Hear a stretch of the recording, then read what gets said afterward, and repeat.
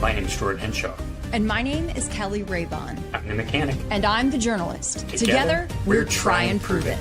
Someone has been charged with aggravated murder and is facing the death penalty, so we better figure it out, right? How do we tell the difference between an assertion that is true and an assertion that is false? You've got to start with all of the evidence, and you don't have all the evidence just yet. Okay, well, I have no idea. Whoever, but it's a dot. Where's the dot? Right there. Science is not absolute. It doesn't say this is what happened for sure. It says this is the best explanation we have. 3, start sequence. 1. If one picture is worth 1,000 words, one field demonstration is worth 100 internet conspiracy theories. I'm gonna ask something at the risk of, being wrong, okay? But we're all just friends here. We're all just talking. And hello, everyone. Tonight we have a pretty exciting show for you. We are going to do a deep dive on kind of the history of this case, kind of where we started off, and what's happened during all of these months, almost a year now, and how we got to where we are today in the case. Focusing primarily kind of on the reverse engineering work that I've done. I'm going to be walking you through a bunch of videos, kind of taking you along the process of how I arrived at the hypothesis that we're at now, or that I'm at now with the CO2 pendant gun and all these crazy field tests that I've done. We're also going to go into some case updates that are more recent, some of the stuff that Kelly's been working on, as well as plenty of other stuff. And we also have an award show that we're going to update you on. And the key thing to remember about tonight is voting for our award show is closing at the end of this broadcast. Whatever you just did fixed it. Really? Yeah. Okay. Just and not anymore? Whatever it is you just did. Not anymore. It was perfect for 2 seconds. Okay. Sorry. Whatever. There it is. There we go. Okay. Now it's perfect. Okay. All right. Thank you. Sorry for the delay, guys. That's partly why we were delayed for a little while. We were trying to figure out some technical issues on my side, some technical issues on the other side, but we got it sorted out now. We're going to have a great show.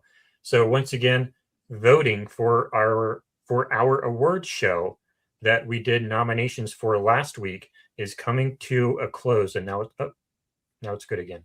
It's coming to a close. So if you want to vote for your favorite creators like Kelly, then you have to vote now if you haven't voted already. And you have to subscribe. And you guys, you don't have to actually leave the stream. We can put maybe, what do you think, Jordan? Like a link in the chat. Just like open up a separate browser and then you'll go to the page. Hopefully already you are subbed to Try and Prove It, most importantly, but you're going to want to make sure you sub. And then here's the link that you can go to vote. Now, this will, if you want to be very conscientious about your decisions, which we definitely hope that you will be, it may take you a few minutes, but we are excited to prep for this awards show. It'll be the perfect thing to bring the community together. Yeah, and if you're not aware already, because not everyone watches our show every week, but everyone should watch our show every week. But in case you're not aware, in case you were in Antarctica last week, and that's why you missed it, we have an award show that we're doing probably next Thursday, where we have all these different awards categories for like most likely to be a Fed, best live stream, best YouTube thumbnail, best spaces moderator, stuff like that. People in the community, both on X and on YouTube, and our audience as well. A lot of other creators. Link is broken. It shouldn't be broken. Yeah, let's definitely make sure that. Okay. Make sure you copy paste it correctly. Maybe you missed one of the characters. I just tried it though, and I think it works. But I'll paste it in there once again though. Just make sure you have all the characters. It should end in a 6. So yeah, it's a pretty cool award show. If you click that link, you'll see what all the different nomination categories are. Last week we did the nominations so that you have someone to vote for. And this week we're closing voting so that we have a whole week to get ready for the actual, I guess, ceremony. Can we call it a ceremony? Yeah, virtual ceremony. Virtual ceremony. So that'll be next week, most likely. And who knows, maybe we'll have a lot of guest creators on in order to give some acceptance speeches, right? So that'll be really fun. And I actually don't have the video uploaded anymore. Give me 1 second. We have a new version of Kelly. I haven't shown you this yet. I haven't even seen this. Of the video, of the trailer video. So let me turn off the comments and let's see the new version of the trailer video. We released on X and I think on YouTube a trailer for the award show. Take a look. Full of infighting, an emblem of peace. Kelly Rayvon and Jordan Henshaw present the Goldies. Nominated, James May, most likely to be a federal agent. Stu Peters, nominated for Best YouTube Thumbnail. Miss C Social, Needle in a Haystack nomination. Trigger Smart, nominated for Best Tech Support. And Gary Melton, the Most Valuable Contribution nomination. Accidentally.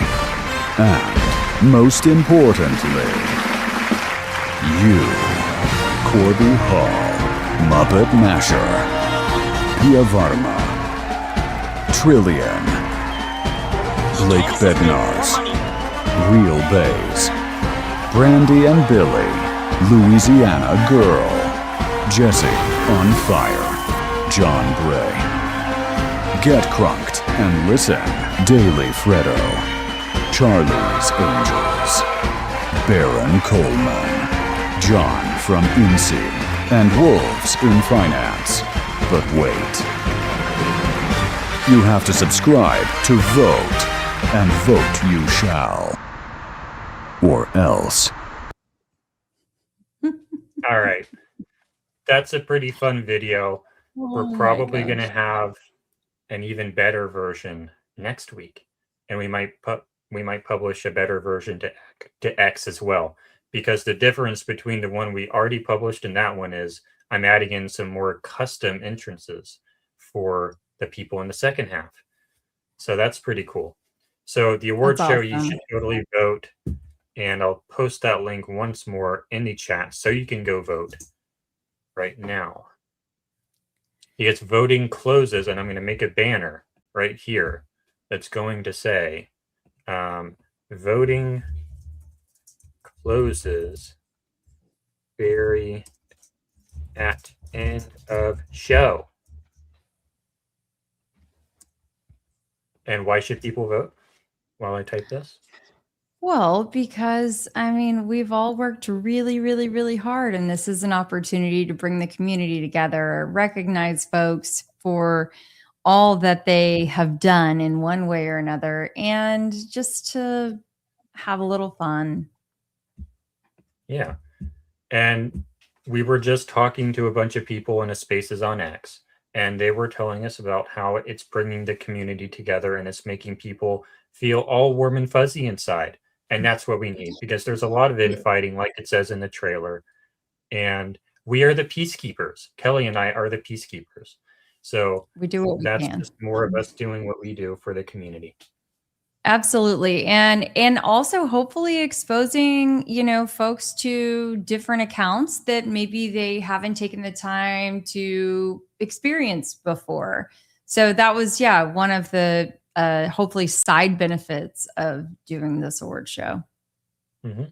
Yeah. And if you wanted to nominate someone to it and you didn't see it, if you were too late, that's okay. Who knows? Maybe if we're still working together a year from now, maybe we're going to do another one next year and you can nominate. Right. Anything's possible. Yeah. You got to subscribe to Try and Prove It, though, because if you don't hit that bell, if you don't hit that subscribe button, you won't know next time we have a nomination stream like we did last week.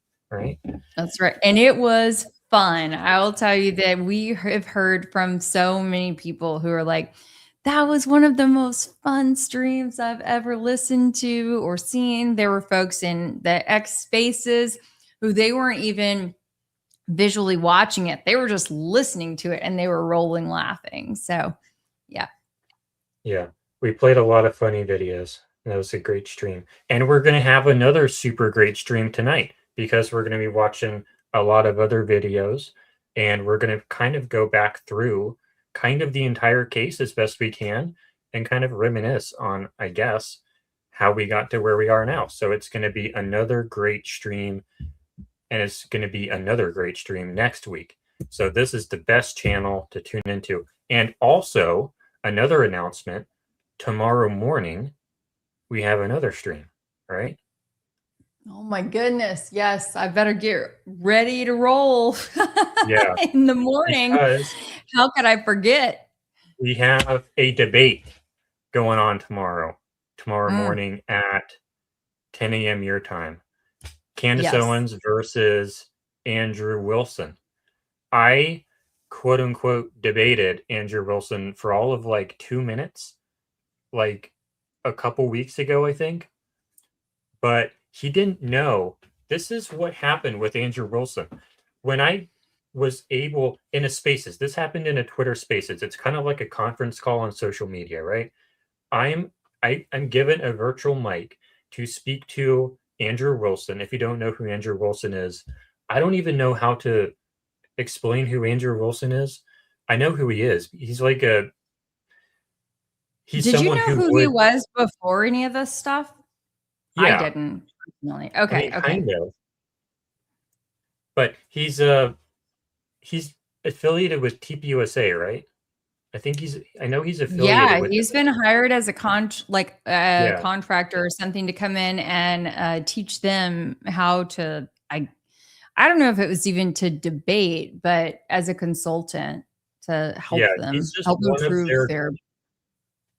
He's one of the TPUSA goons, basically, who is going to come out and defend the federal narrative. What I remember about it is Barron said this in the spaces last night. And I'm assuming this is correct, but apparently the two debate statements he is to support in the debate is that there's overwhelming evidence against Tyler Robinson. He has to support that statement. And the other statement is, do you remember what the other statement was? I mean, I don't know. It's gonna be tough for him because initially, and in fact, if we have an opportunity to a little bit later, I may even suggest bringing this clip up. It was a clip from a different podcast about within the first day, I believe, of September 10th. And he was basically saying how hard it was going to be for police to actually apprehend a real the real suspect, and that they would be counting, the FBI would be counting on citizen journalists, and that this whole thing was going to depend on citizen journalists. Okay, in that case, I'm gonna have to play it for you guys because it aged very well, like a fine wine. Who said that? Yeah. Andrew. Andrew said that. Yes. All right. We have to play that. I will filibuster in the meantime. It's like, yeah. What a difference a paycheck wonder, is. Tomorrow, do you think Candace is going to be able to play video clips? Maybe someone should send this to her and she can play the video clip and be like, at the top of the show, we're done. Yeah. That's all we need to hear. All right, so I'm going to filibuster then. We have... Thank you. Aged well like Kelly. I appreciate it. And this is just one more reason why, I might qualify for your vote of most likely to remember or find a clip from 8+ months ago. Why is this not working? I need to get rid of this. There we go. Yeah, so this is the survey, or not a survey. It's not a survey. It is voting form. But these are, oh, you have, it won't show me all of them, but this is what the thing looks like that you have to use to vote. But anyways, so I will go ahead and filibuster while you find that video clip. So, what happened? Let me tell you guys this story.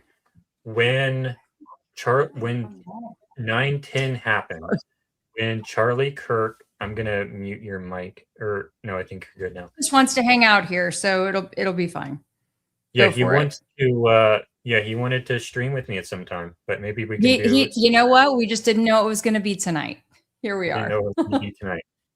Oh, that's All right. such a nice compliment for Jordan or for Brocky. Brock, you look gorgeous. He's like, oh, tell me more.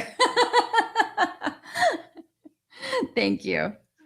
So 9/10/2025 last year, everyone has their own story on where they were, what they were doing when they found out. Thank you, Chuck Fizzle, for filling out the form. We really appreciate it. So my story was I was sitting here coding because, and this is important because this is kind of how I came out of my shell, I guess, in a weird way. But the months before 9/10, I was coding basically all day, every day. Not really, because I had to work sometimes, but outside of work, I was coding on a theater lighting design software project, basically all day, every day, day after day after day, weekends, weekdays. I was just coding by myself. I was a complete shut-in. Didn't talk to anyone ever, basically. And then one day, I'm coding all day long, just in the zone all day long. And then I eventually just fall asleep and go to bed. And then as I go to bed, I check my phone and I find out that Charlie Kirk is dead. This is like 10, 11 p.m. So I had no idea what was going on all day long, all afternoon, because I was just locked in coding.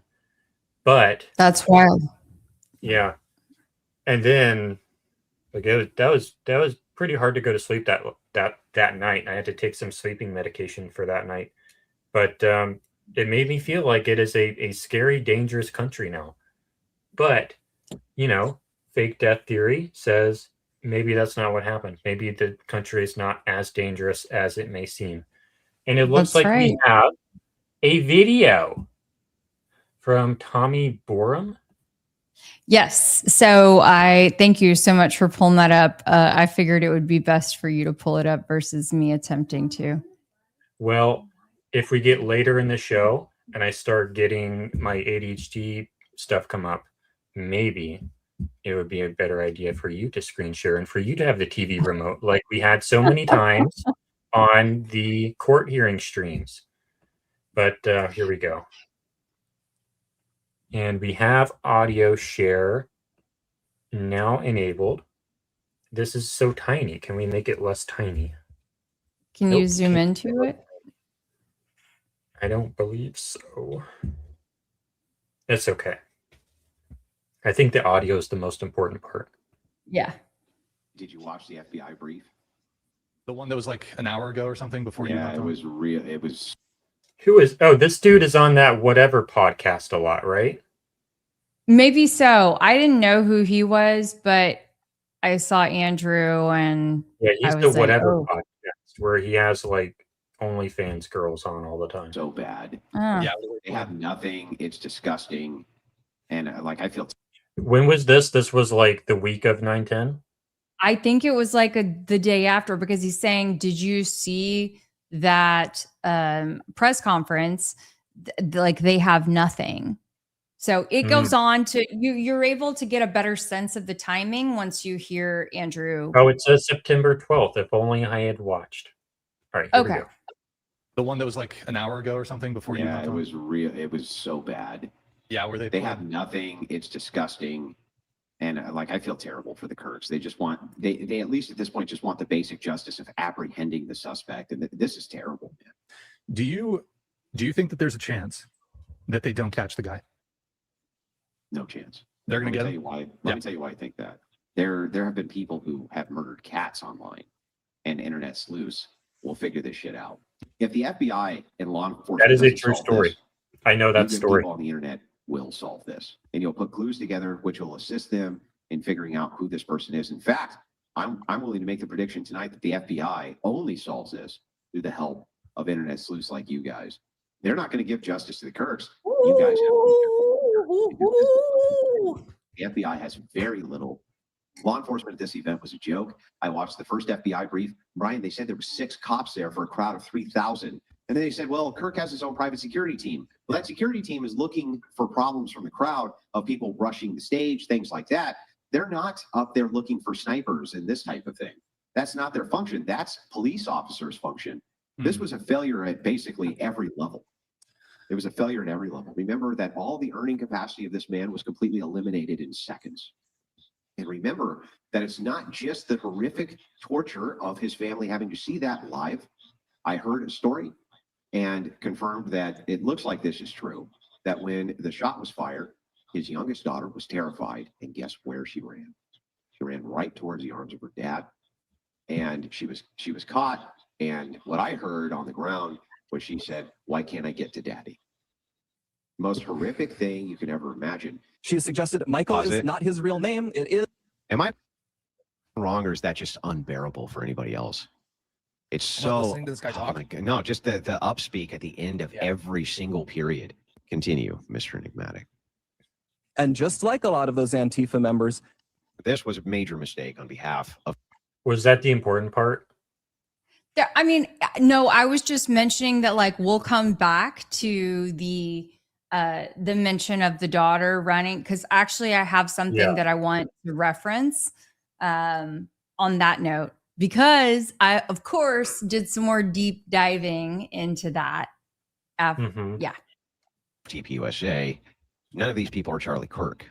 Again, they don't have the gravitas to ignore these high-level, prolific streamers and commentators who were on par with Kirk as far as social status went.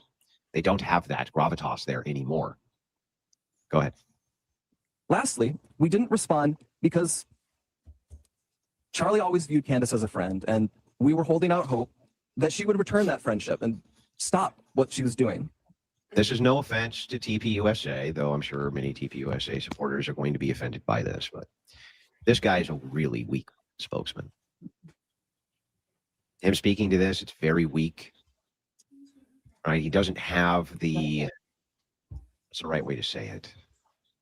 He doesn't have the commanding presence in which to deliver this counter message in a way that people will really focus on every word that he's saying. He doesn't have kind of the, I don't know what you call it, the it factor. He doesn't have it. This guy is not a person who's going to command attention, who's going to drive people to listen to him.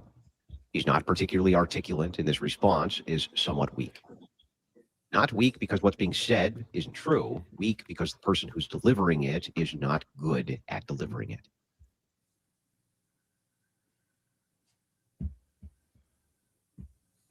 Okay, so this is before they caught anyone, and he's saying that, oh, the internet sleuths are going to catch the guy. But then the next day, or I think later that, or no, this was on the 12th? Didn't they do the press conference the morning of the 12th? Yeah, so I wouldn't commit too much to the date of the 12th on this, but either way, it's obviously very, very, very soon. So either I would bet probably the 11th. I would bet within the first day. But he's making the case that the internet people like us are going to find the guy. They're going to catch him. But once the FBI solves that problem basically on their own, then we can F off basically, right? Because they just want to find a bad guy. That's all they care about. It's about winning. It's not about accuracy. Mm-hmm. I mean, and also once Andrew gets hired, seemingly it seems that once he gets hired by TPUSA to be a consultant in some way, shape, or form, his opinion changes dramatically. Oh yeah, when does that happen? Well, I think within the last several months, because he had actually gone pretty hard on Erica and, like made fun of her, called her some names. Oh yeah. He was not like an Erica stan. I'm sure there's some folks in our chat who can weigh in on that. They may even know the exact time that things shifted. But yeah. Fascinating. And then you had stuff on the daughter, because I had heard that story. Oh my God. The daughter, the family was there, everyone was there. How terrible. This is why we have the death penalty on the table, because his kids were there, is probably a thought that's gone through someone's mind. And it wasn't true at all, was it? It was not. In fact, okay, so here's what's questionable. And I want to send you this. Sorry, I'm looking at my phone, you guys, but I had taken a screenshot actually of this yesterday because I was like, I'm going to do some extended coverage on this because I have not seen anyone fully report out this part. I was thinking that the Daily Mail, I believe, had, or a foreign, but across the pond, whatever publication had first talked about, and may have been the sole one that had reported that the Kirk family was there, that Erica and the kids or whatever were there. Yeah, I remember tracking that down once.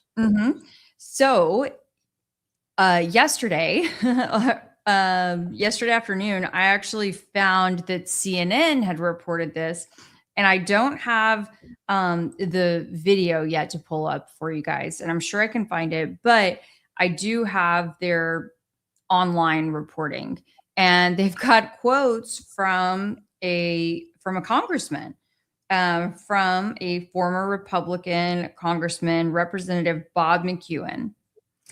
And so let me send a couple of these to you, Jordan, and then we can, if it's helpful, or I can just read it out loud. Okay, I'll just read it out loud. So it says, the headline, this is 2:10 p.m. Central Time on September 11th. Charlie Kirk's family. So, okay, you guys, this is one entire day later that this is published. 24 hours later. And 25, 20, yeah. Anyway, Charlie Kirk's family were at the campus event in Utah where he was shot. Former Representative Bob McEwen says. This is reported on CNN. Sorry, I know you can't see this, but I literally took all the screenshots of this article. Charlie Kirk's wife and 2 children were in attendance at the Utah University event where he was shot and killed, former Republican Representative Bob McEwen revealed today on CNN. He said Vice President J.D. Vance is going to bring the family and Kirk's remains from Utah to Arizona, where the family lives. McEwen, who is on the, check this out, advisory council of Kirk's organization, Turning Point USA, and was a close family friend, said Kirk met his wife Erica when she was applying for a job with him. There's so much to unpack here, you guys. He said Vice President J.D. Vance is going to, I just said that part. They met for over 2.5 hours. At the end of it, he said, well, let me just tell you, I'm not going to just hire you. I'd like to date you. McEwen recounted to CNN's Boris Sanchez and Breonna Keller. Indeed, they had an affection for one another. They shared everything in common. The family knew what it was like to constantly have a security team guarding him, McEwen said. McEwen's wife told Kirk just a few days before his death that he will likely need security for the rest of his life, to which Kirk rolled his eyes and said, yeah, I'm afraid so, McEwen said. Quote, And that was the part that Erica, I think, had hoped to avoid, but understood the sacrifice for the cause of the country. And that's what presidents have to do. And people who presidents rely upon have to do, McEwen said.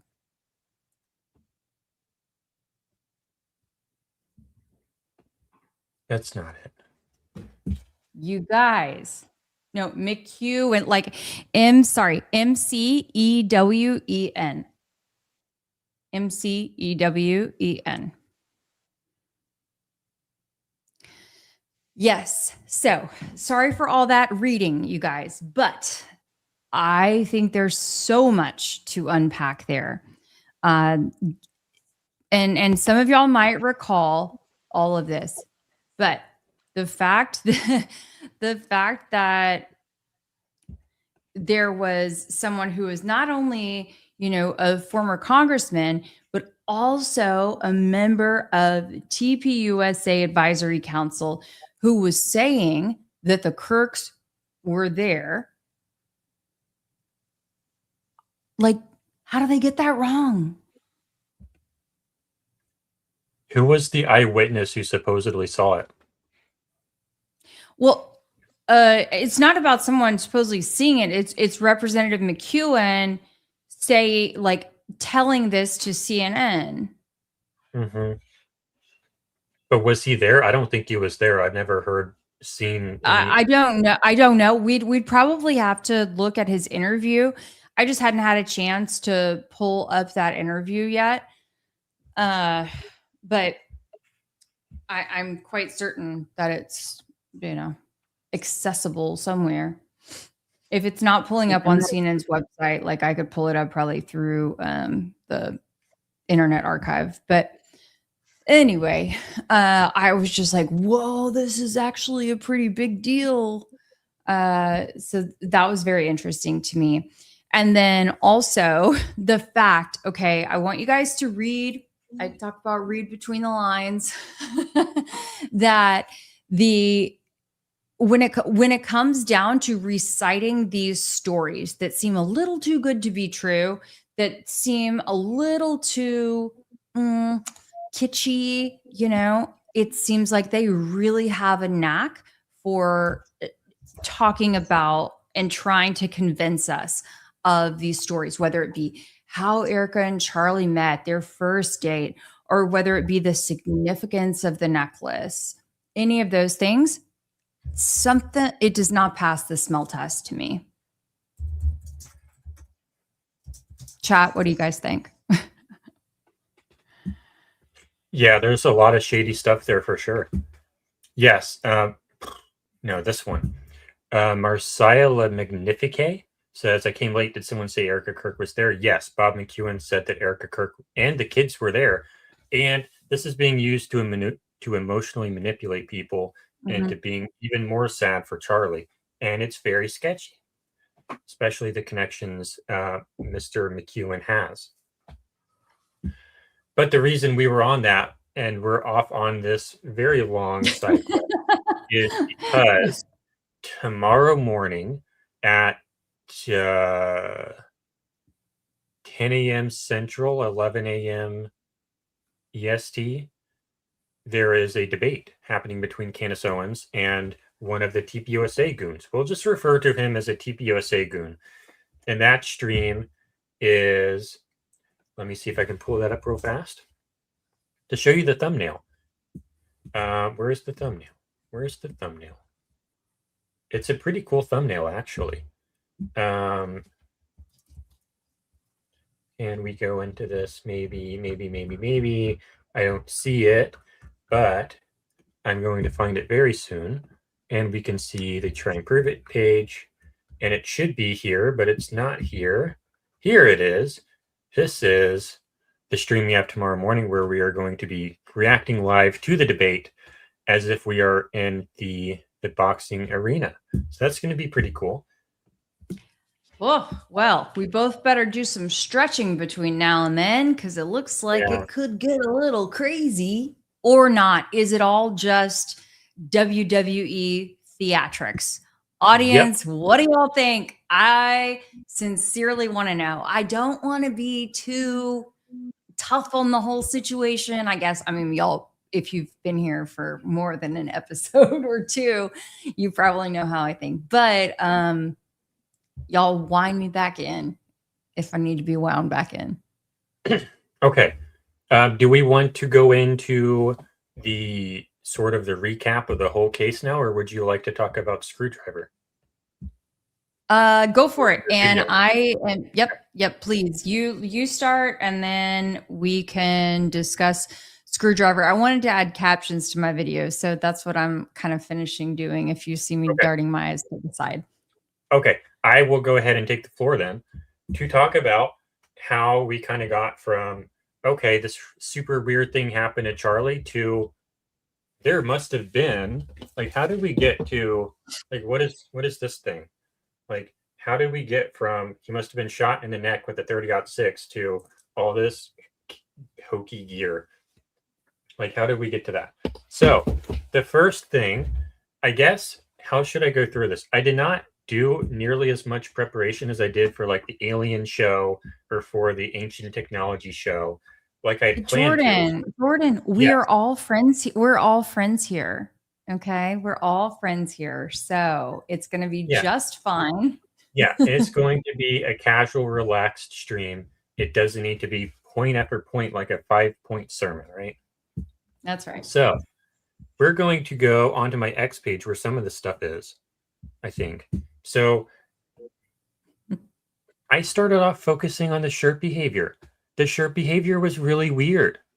It looked like that one movie, Law Abiding Citizen. I can't play the clip because it'll copyright strike us and we'll have to remove it from the stream and we'll lose the chat.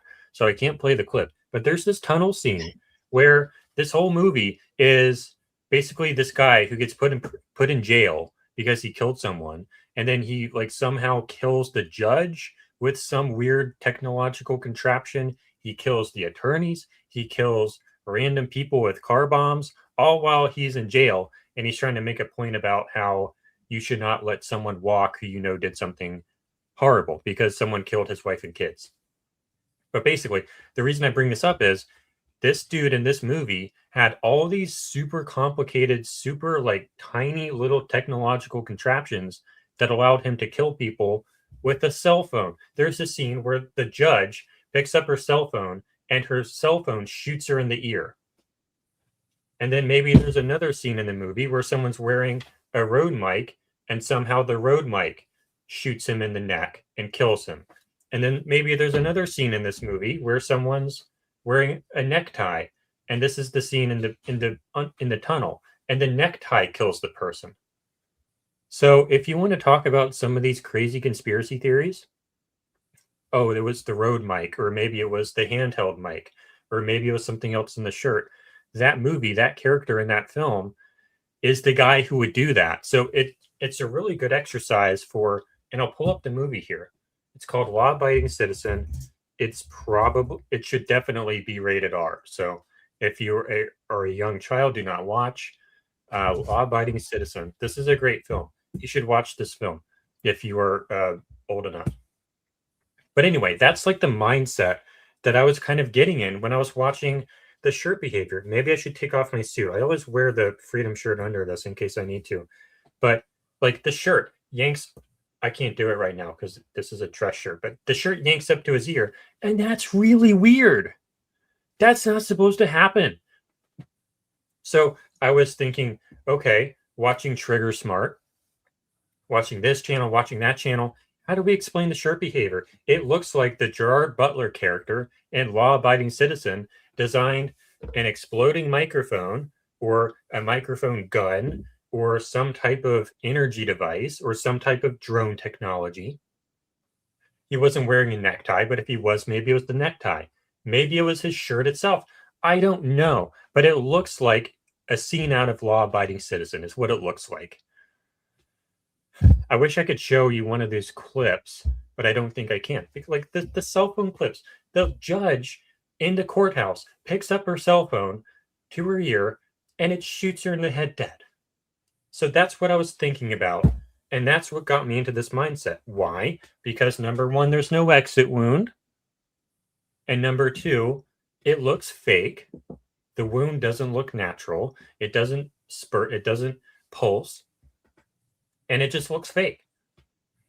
But anyways, so how do we get from that? So one of the first things I looked at was on my YouTube here.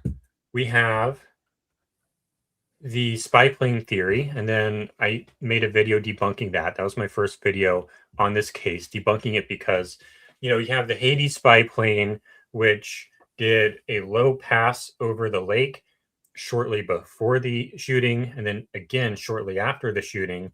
And that seemed really suspicious. People said that it was a drone deployment aircraft. So you would think that the reason it's going like 200 feet AGL above ground level is because it's deploying drones. But I made this video saying that's probably not the case because this isn't really important for the stream.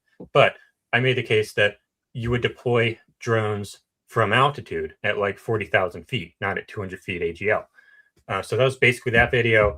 And then can you rewind us back through that part a little slower, because there has been a lot of drone talk lately, especially since John Cullen, I think, has come back into the scene. And yeah, people are, I guess what's old is new again, right? So yeah, I guess I can play this video. It's 3 minutes long. I'll probably skip through it. This was my first video on this case. I had a lot of other videos that were on, this is supposed to be set to oldest, that were on the Chris Watts case, but we're not talking about that tonight. But that's a good thing to talk about as well. But anyways, here we go. All right, so I wanted to talk about the spy plane theory regarding the Charlie Kirk shooting. There's some people saying that there was a Bombardier Global 6500 doing a couple very low, very slow loops over the Utah Lake just west of the UVU campus 3 hours before and 20 minutes after the shooting. And they're saying that it was associated with the Hades drone deployment program of the U.S. Army, and that it deployed and retrieved drones that were ISR drones.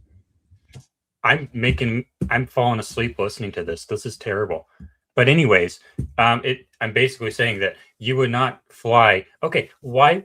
Okay, the Hades aircraft is a drone deployment platform, not that specific aircraft, because that specific aircraft was still a trainer aircraft for like pilots who are trying to get a new type rating or something, right? But if I'm deploying a drone, the reason I would be doing that is for an enemy, because I'm trying to do combat with an enemy. So if I, the drone pilot or the aircraft pilot, am going to deploy these drones, do I want to fly down to 200 feet and deploy the drones right over the enemy and then get taken out by a bazooka, or get taken out by an RPG, or get taken out by an AK-47, or get taken out by a bow and arrow, or get taken out by a stone, or get taken out by a laser, or get taken out by a rock? Or do I stay at altitude at 40,000 feet and deploy it there? So you don't deploy those drones at 200 feet. That's not what any of those systems are for.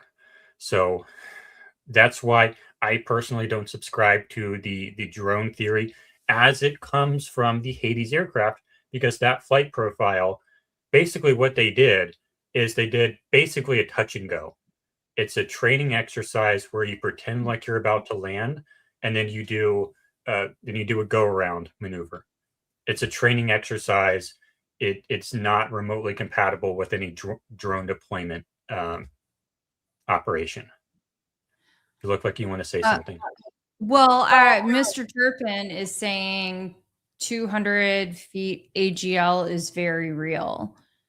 It is very real. I don't know, but yeah, 200 feet AGL is where you would do one of those missed approach procedures. That's like right at minimums. A go around?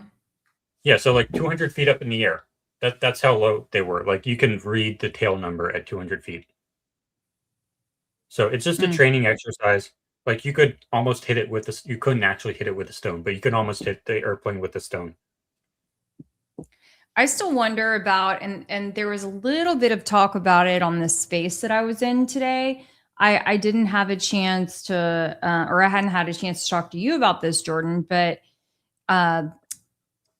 there was almost like a drone sort of surveillance, like a Google Maps aerial imaging service. It's called Near Maps, that had apparently taken imaging from the sky like during this 2-hour window. And at one point I had looked into the time they left off, or left, the time that they were scheduled to return, and they had like stayed up in the air longer, I believe, than they were scheduled to. Anyway, Barron was able to get these photos, and it just so happened, or these images just so happened to include some very interesting, potentially, information. And had tried talking to Near Maps, actually, like through with Blake, and they were charging like an exorbitant amount of money for a subscription. And I just wonder, I'm like, I should have asked Barron about that last night. How did he get those images? Because they were talking about like $25,000, $30,000 for a subscription to their service. To do what exactly? For imaging that just so happened to be above UVU on that day. They want $20,000 to get a photo? No, for their subscription, and they were there. And so, like, they must have been among some of those planes that were in that area. Sorry about that. So I heard like the tail end of that Spaces. I was kind of in and out of anonymous mode because I was supposed to be focusing on work, and I kind of succeeded. But so is it a satellite, or is it a drone, or is it a plane? Well, it's like an imaging service. But they had some sort of a plane, allegedly. He said, wait, hold on. He there you go. He said before that he's paid for the very expensive subscription. Y'all, I mean, we're talking like literally, I don't want to say too much without, Blake here, because Blake was the one who did the call. But like $30,000, $25,000-$30,000, and for their subscription, and they would not even give you like a temporary trial pass, anything like that. And what are the chances that this service just so happens to exist like right there in, I can't remember if it was Provo or whatever, that they were based there. Yeah, I did grow arms out of my shoulders. You're gonna have to forgive me. And that imagery, do we know how detailed the imagery is? Oh yeah, this was what he was like talking about some of the stuff. With the vehicle, with the alleged Tyler vehicle. I think that may have even been what he was citing when he was talking about potential work being done on like the ACs on the Sorensen Center. Was based off of imaging that day. Okay. Yep. Thank you. But y'all feel free to chime in if you have. Yes, it's near Maps. That's what I'm talking about. And it is extremely expensive. Okay. And they like really don't, I mean, they get to pick their clients is the way that they described it. And they had no interest in like coming down on pricing, doing a trial, like anything like that. Wait, hold on. Mr. Turpin, hold on. Did you give that to Barron? You use Near Maps? See, I wonder, like, were they expecting that, I guess Blake wanted them to fly in order to make a new map, or were they of the understanding that he just wanted an existing Historical map? data. I don't want to go too far into Blake's discussion with them because, I mean, you know, I don't want to speak out of turn, but There's a sound effect from something. What that sound effect was. Okay, but anyways, moving on. Talk about that later. We need to move on to, we were talking about the drones, and then we're almost at an hour now. Okay, so to keep it rolling, we can go to here. Oh wait, you have your video pulled up now. You want to do that now? I mean, if you'd like, or yeah, or we can. I'm I feel gonna go like that makes. let me set up some anticipation here, Yes. Okay. and then we'll go into the video to try to play a Candace, right? Like, oh, cliffhanger, and then we go to your video, and then we go back to my stuff, and then we go back to your stuff. It's cliffhanger. I cliffhanger. mean, there we go. So when this video came out, it got 6.5 million views. What rate this guy Range Day Bro? I think we can maybe play this to get his image up here. I guess not. But Range Day Bro, he's a YouTube content creator. He's a YouTube channel. And he says that Charlie Kirk was shot in the right ear from his right. And we know that because we can see the blood spatter coming out of his ear. Turns out the stuff he saw that he thought was blood spatter was actually the necklace. But at that time, no one really knew that the necklace had jumped up and like hit him in the throat. And then the whole thing like whipped out around this way. No one really knew that at that point, except for some people. But Range Day Bro comes out with this super viral video that says that Charlie Kirk was definitely 100% positive, certain he was shot in the right ear. So this is kind of like a game at this point when this is happening. It's like, ooh, who's going to come out with the next viral video that's going to change the entire case? When's the next one? Like, it seemed like every few days there was a new viral video that completely transformed the entire case, and this was one of those.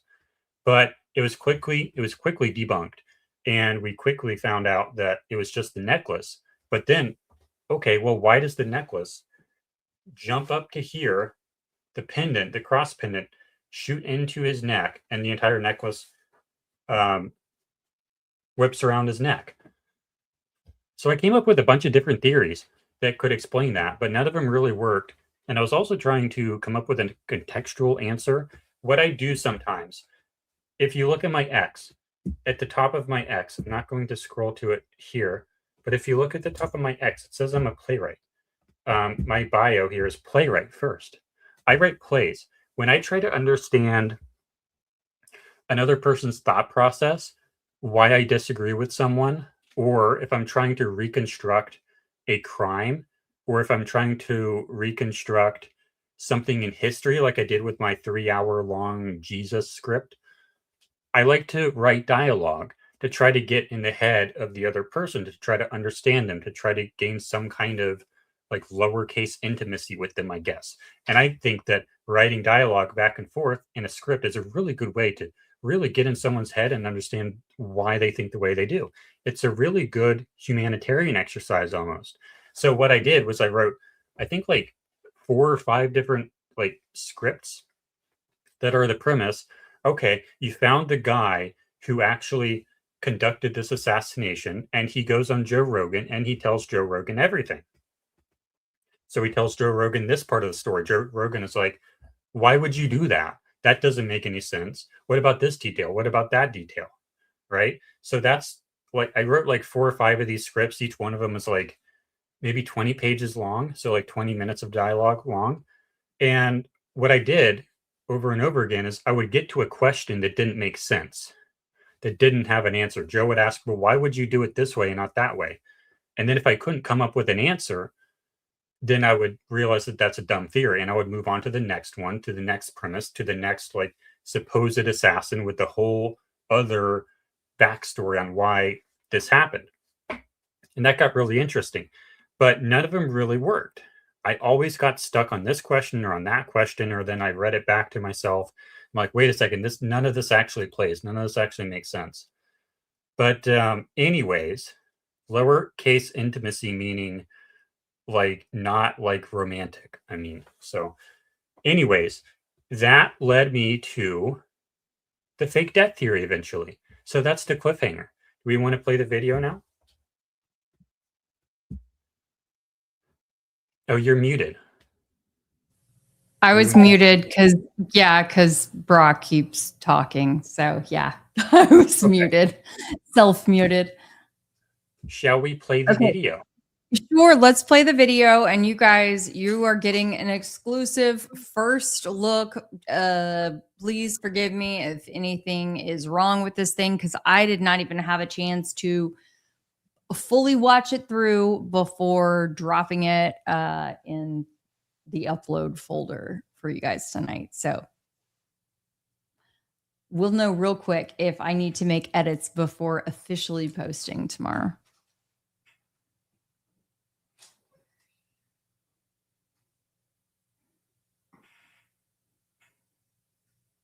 Oh, do you want to pull it up, Jordan? Oh, I thought you were going to. Okay. Red and black no. Here we go. screwdriver may be doing more work in this case than the public. One red and black screwdriver may be doing more work in this case than the public even realizes. But I think it's time to dismantle some of what we've been told. Was it found on the roof or near the rifle? What does DNA on it actually mean? What type of screwdriver did they even find? And what evidence connects that particular tool to that particular gun? Let's break it down. Did you recognize the object? I did. And what was it? It was a red and black screwdriver. So that's former UVU officer Chris Bagley describing the screwdriver that he said he found on the Losi Center roof during the July preliminary hearing. But let's rewind back to September 11th. CNN reported, citing sources, that a screwdriver was recovered near the rifle and that investigators believed that it may have been used to disassemble and reassemble the gun. Some of the scene there and what was recovered by investigators, and we have a couple of bits of more information about what they found. Now, they found the bolt-action rifle near that. Hey, Kelly. Yes. Do you want there to be a possibility that someone clips this and posts it as their own if we play the entire thing? I mean, it's fine. It's fine. Let's just keep us to the side. Yeah. Yeah, we'll keep. Yeah. There we go. Building, not far from that building, it appears investigators believe that the suspect ran away from the scene, threw the rifle down. It was there was a towel. Do you want to turn the volume up? And they also found a screwdriver, which they believe. Volume is already up. Oh shoot. Okay. Sorry, you guys. I can resave it all with higher volume. Maybe. Well, that's just one. Or no, there's multiple people saying the volume is low. 2 people. Okay, y'all want me to resave it real quick with higher volume? It's not a big deal. I can do that. I want y'all to be able to obviously hear and enjoy it. So. Yeah, let's go ahead and do that, and I'll filibuster some more. Sorry, Becky. Because it is important. Okay. Thank you. Thanks for letting me know. This down. Yeah, thank you, chat. That's what you're here for. Okay, here we go. Okay, so anyways. Well, how did we get from? Okay, so this is one of the theater plays that I did. Okay. There's no exit wound, right? Why would there be no exit wound? Okay, so you're designing an assassination plot. You have one sniper on the roof. What did they do with JFK? They had several different snipers take out JFK all at the same time. So if your mission objective is to kill Charlie Kirk, are you going to have one dude kill Charlie Kirk? Or are you going to have at least 2 people do it? You're probably going to have 2 people do it, right? But so if you're going to have 2 people do it, and one of them is the patsy, is probably an amateur, probably less experienced, then you want the other guy to be super experienced and super professional. So around this time, people were talking a lot about the van and how the van door opens up immediately before the van in the tunnel. right under the Hall of Flags. This van door opens up, the back rear door opens up like 10 seconds before the shot, and then immediately after the shot, it immediately goes down. It's like, boom, van door starts closing. So 10 seconds. Okay. The van door opens, 10 seconds, 10, 9, 8, 7, 6, 5, 4, 3, 2, 1, boom, immediately closes. So a lot of people were saying that maybe, and I think this was Kelly Kugel's theory on Trigger Smart. Trigger Smart gets a lot of credit for a lot of the making the case move forward kind of in the early days with bringing up all these different theories. And he's still doing a lot of great work. And hopefully he gets, hopefully he wins some awards next week. But anyways, I give him a lot of credit and props for moving this stuff along. Kelly Kugel is a guy who is only known by email and by his emails to Trigger Smart and also to me occasionally. You have some audio coming through. I'm going to mute you, Kelly.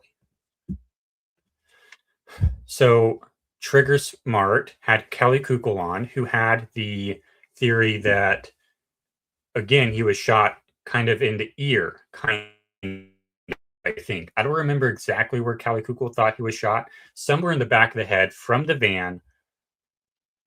So I think about this. Okay, well, why would you have someone in the back of the van shooting him and someone on the rooftop who we do have video of? Well, because you want both of them to shoot him at the same time, so you have redundancy, so that if one of them misses, Tyler Robinson misses because he's an amateur. If Tyler Robinson misses, then you have the backup shooter in the van who's probably using a subsonic 30, or what is it called? 300 blackout subsuppressed. 300 blackout is, I think, the type of round it is. And then subsonic means it's not breaking the sound barrier, so it doesn't have the supersonic crack. And then suppressed, meaning it has a suppressor on it so that you don't even hear the crack or the boom or the bang of the explosion in the chamber. So these rifles, these 300 blackout subsuppressed, the loudest thing you hear from them when they fire is the action of the rifle. So it's basically going to be dead silent if it's in a van shooting into Charlie Kirk and that crowd. So then you think about, why does he not have an exit wound? Can I cuss on this? I think I can cuss on this. I'm going to bring up the media assets and the language sound effect. But in one of these scripts towards the end, the idea was there's this recurring line that goes over and over and over again. The assassin character who comes on Joe Rogan and explains how everything worked. Joe Rogan asks, okay, why is there no exit wound? Why did Tyler Robinson not blow Charlie Kirk's entire neck off? Well, it's because the dumbass motherfucker missed. Tyler Robinson missed. He was aiming at Charlie, but he missed. That's why there's no exit wound. Because he's a terrible shot. And the reason we don't see a massive hole in the backdrop is because it self-heals when something that fast is moving through it. Or maybe the hole is so small that you can't see it. Dumbass motherfucker missed. So that was the theory in that script. So those were the kinds of things I was working on in those days. And I never did. I forget why exactly I put that one to bed, but it was a pretty good theory. You forgot to hit the language. Language. Here we go. But that's a pretty good theory, isn't it? Oh, you muted yourself again. Sorry. I've got a child behind me and there's not much I can do. And I'm just, y'all, I guess I'm 6'7". I'm just trying to do my best over here. And he just rolled his eyes at me. So yeah, here we go. Okay. Does the video worketh? Is this the new video? It is. It's almost there. It is at 70% exported. And thank you isn't the one. so much. I'll delete, or I can't delete it. Yeah, you can drop that one out. Okay. I can't. I think you have to somehow, Oh, which okay. is kind I of will. strange because we're in the same account, but for some reason I can't.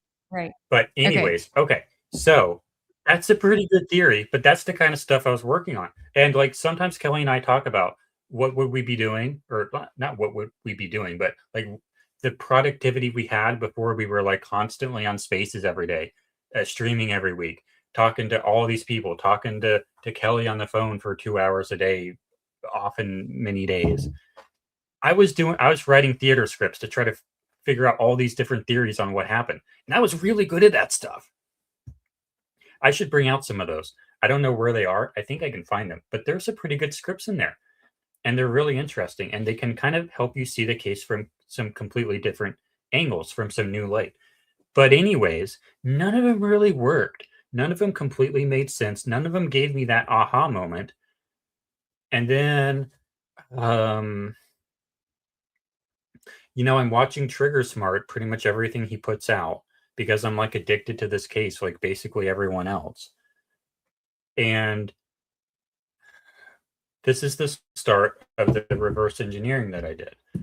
And if I can find my video, not this boring video, but then go back to oldest here. Oh, yeah. Okay. And then Range Day Bro, he comes out with this video. What really made me mad, you know what really made me mad? We have the observables. We see the necklace jump up to his ear like this, and the necklace swing around like this. Range Day Bro, to his credit, he did a field test with a ballistics dummy with the rifle, and he put his rifle about where the van would have been, I think. Or no, I think he had his shooter up a lot higher. We have a video, Kelly, that we haven't really talked about yet, where it seems like something... No, okay. But anyways, Range Day Bro makes a video where he says that he reproduced the shirt behavior, where he reproduced the cavitation that made the necklace move the way it did. And my thing that you'll hear me talk about over and over and over and over and over again is the necklace behavior is upwards and backwards. The pendant starts down here, and the entire motion of the necklace is a linear motion starting down and moving directly up and back, upwards and backwards, upwards and backwards. But the video that Range Day Bro does, it's radially outwards. The neck expands radially outwards, and the neck expands radially outwards, and so does the necklace, and it breaks in the back. But the Charlie Kirk one, it breaks in the front and it goes upwards and back. But the Range Day Bro one is radially outwards and breaks in the back and flies forward. So I'm like, what the heck, man? But in his video, he's like, oh my God, I solved the case. I reproduced everything. Why? Because I got the chain to break. I got the necklace to break. Therefore, my theory is correct. But you don't actually look at the characterization of exactly what actually happened. Did the motion start down here and did it fly up? Or did it break in the back and fly outwards radially? So I got a little bit upset with Range Day Bro for that. Because he was greatly overstating the success that he had. And I've been known to I've gotten into some beef for, you know, anyways. But I did not like how confident he was that he solved that, because it was completely different. But anyways... I mean, look, Jordan, I think you have gotten into a little beef here and there, but I don't know. They keep coming back around for seconds or thirds, so that's okay. Okay, so then what happens? I don't fully... Okay, when Charlie Kirk and Erica Kirk, they have a story of how they met, and it's different every time, sometimes. Anyways, I don't remember the first stream I saw you in. I feel like I do, but sometimes I don't. But I'm pretty sure I remember which one it was. But I knew that I wanted to talk to you as soon as I saw you. But anyways, what I remember is here's this super professional, super experienced reporter lady who has a decade. Like I don't know if I looked you up, but I looked you up in some way, shape, or form, and you said that you think that Charlie was still alive. And I know Allgeist is, if he's watching, he's going to take great issue with this, like he did a little while ago. Ooh, but I had been exposed to fake death theory. For a different day. That's a story for a different day. But I had been exposed to fake death theory through him, and he focused primarily in the public domain on the acoustic evidence that he believes shows that the shot went into the back of the van. And he will say that he is also focused on the squib stuff and on the air puff tube stuff, but less so publicly because of censorship. But I saw his work as being primarily about the acoustic evidence, and I was certainly intrigued by the acoustic evidence, the crack thump analysis that puts the bullet in the back of the van, but it wasn't enough to convince me, to make me think this is a serious theory, because it was almost entirely just the audio analysis, and I didn't understand how on earth the squib would work in that environment, because the one in Hollywood is completely different. The restrictions you have in basically live theater, 360 degree in the round is completely different. So I didn't understand that at all. So I didn't take it very seriously. But then this Kelly Raybon lady on Trigger Smart, who,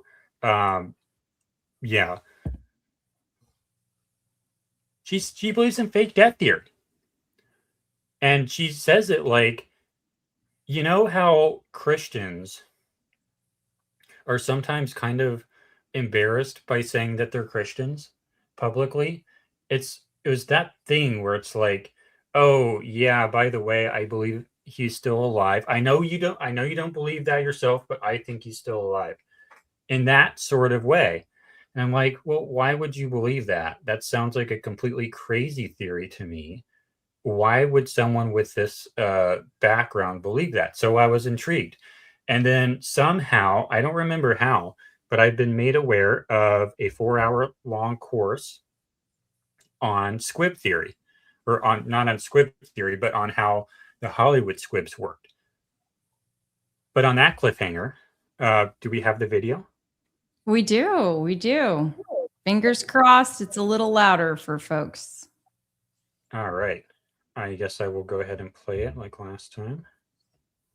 Red and black screwdriver may be doing more work in this case. It missed the first part again. One red and black screwdriver may be doing more work in this case than the public even realizes. But I think it's time to dismantle some of what we've been told. Was it found on the roof or near the rifle? What does DNA on it actually mean? What type of screwdriver did they even find? And what evidence connects that particular tool to that particular gun? Let's break it down. Did you recognize the object? I did.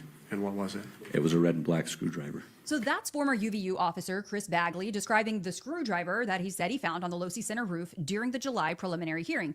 But let's rewind back to September 11th.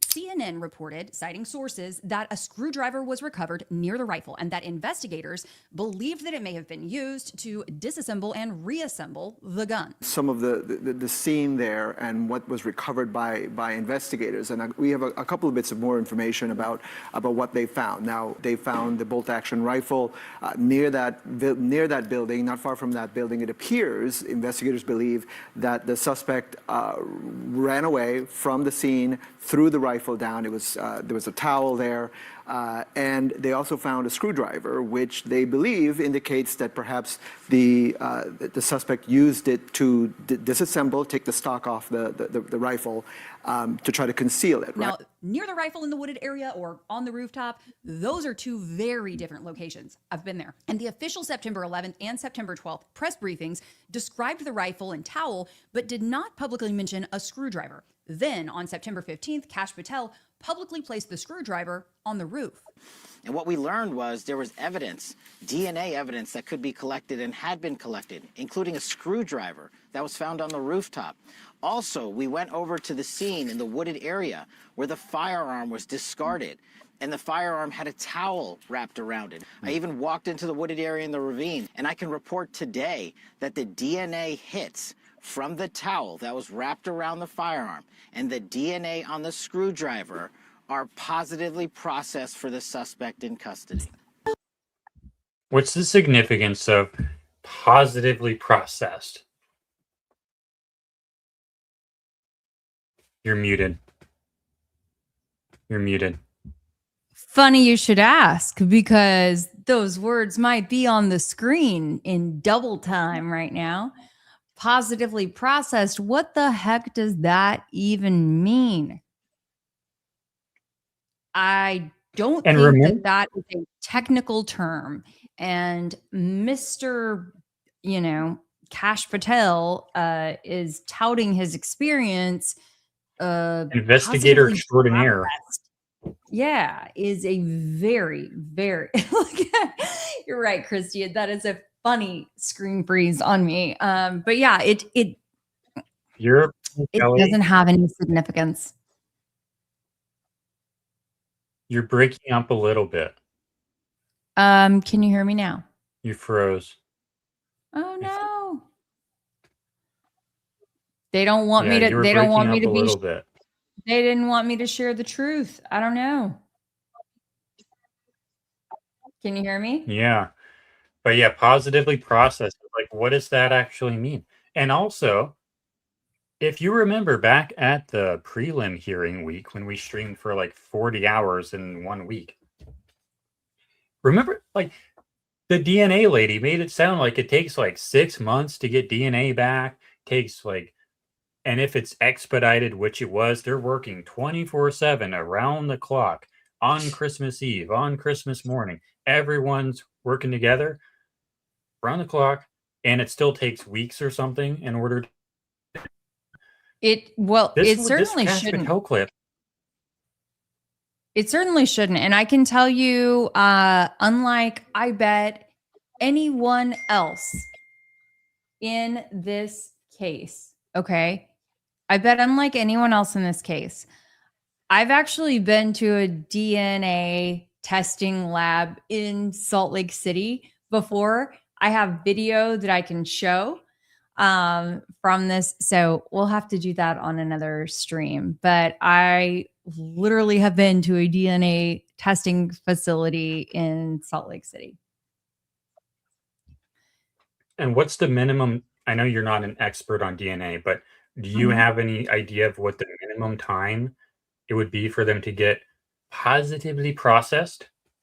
Look, it's all about how much a case is prioritized, right? And look, if JD Vance, if the vice president is coming down to Utah to fly someone, which is an unprecedented move, onto Air Force Two, all the way to Arizona, something that's never happened before, you better believe that DNA in Quantico or wherever precisely they sent it is being prioritized directly to the top. Mm-hmm. But this Kash Patel said this like a couple of days afterwards, I think. Positively processed. Positively processed. I mean, if I had to like read between the lines, that's just confirming that it's been sent. But it's been sent, and we already know what the answer is going to be before we even get it back. Well, yeah, because we have rigged the system. We're ensuring that it's going to be positively processed. Mm-hmm. What would the correct term be? So if I were Kash Patel and I were actually he's not saying that it's been matched. Extraordinaire. Yes. So he's not saying that it has the DNA has been matched to Tyler Robinson. We took a cheek swab, what they call a buccal swab, not a buccal swab. It's called a buccal. Just for everyone who needs to know, a buccal swab, and that they have matched it. And it would have been so easy, like from his background and experience, assuming that he actually did the work in the past. it would be easy to say, hey, we took a buccal swab of Tyler Robinson and of Lance Twiggs. We have matched, he's not going to say Lance because Lance hadn't been charged with anything, of course, but he would have said, hey, it has been positively matched. Mm-hmm. Game over. Yep. Instead, positively processed. Like, that's so weird. Okay, let's continue the video. Positively processed. That's a strange phrase. It's not a courtroom conclusion, and it does not explain the DNA. DNA can show that genetic material was present, but DNA alone cannot tell us when it got there, how it got there, whether someone held the item directly, or whether it was transferred through a glove, a towel, a hand, or another surface. So DNA on a screwdriver is not the same thing as proof that someone used that screwdriver to assemble or disassemble a rifle. You can't make this up. So, just looking around campus. And what do you know? The screwdriver, set of pliers. Interesting. I am not saying this is the same screwdriver. I'm not accusing maintenance workers of anything. I'm saying that a red and black screwdriver is not automatically unique. And the public still deserves to know, what was the brand? What was the model? Were there any identifying marks? Was there a tool comparison linking it to the rifle? We haven't heard any of that. Spoke with FBI Special Agent Folger and Utah SBI SA Dave Hull. Gave technically reviewed results that Robinson was included as a possible contributor to the DNA from the towel and the screwdriver. And when people say Tyler's DNA was on the screwdriver, the more precise question is, what did the analyst actually conclude? The state's DNA evidence involved a mixture. It's like getting laggy for me. Is it laggy for you? Mm-mm. It is not laggy for me. Yeah, I'm here. Oh, okay. I'm not alone. And reported contributors, not a video recording that we've seen thus far of anyone holding a tool. The hearing testimony does not turn DNA into a timeline, an intent, or a reconstruction of how the screwdriver was used. So the gun went to the ATF lab, the towel went to the FBI lab, and the screwdriver went to the FBI. Is this playing? I cannot even hear it, and it's not moving. It's playing. I mean, y'all, it's playing for me. Is it playing for everybody else? Yes. Item 7, towel from around Mauser rifle, serial number 8863. Item 8, screwdriver from Perch. Male DNA was obtained from item 7 sub 1. Item 7 sub 1 was interpreted as originating from two individuals, one of whom is Twiggs. The DNA results from item 7 sub 1 and are 1.7 octillion times more likely if Twiggs and T. Robinson are contributors than if Twiggs and an unknown, unrelated person are contributors. Male DNA was obtained from item 8 sub 1. Item 8 sub 1 was interpreted as originating from two individuals, one of whom is Twiggs. The DNA results from item 8 sub 1 are 30 quintillion times more likely if Twiggs and T. Robinson are contributors than if Twiggs and an unknown, unrelated person are contributors. A screwdriver near an alleged shooting position is a lead, but it's not a conclusion, and context matters. The Losey Center did have an HVAC upgrade project publicly solicited before the shooting with a listed construction schedule beginning in April of 2026. Now, I verified that when I was there at UVU. I saw the signs, but that does not prove that anyone left this screwdriver behind on September 10th. But it does raise ordinary investigative questions about roof access, pre-bid inspections, maintenance activity, contractor access, and tool controls. Accidents happen. So, show us the original recovery photo. Oh, wait, that might be difficult because Officer Bagley's body camera turned off. Show us the exact location. Show us the chain of custody. Show us whether latent prints were recovered or not. Show us whether the tool was even forensically connected to the rifle. Can it even be used on that rifle? And show us why this screwdriver belongs in the prosecution's story and not just in a theory. Because when they say it mattered, my answer is simple. Try and prove it.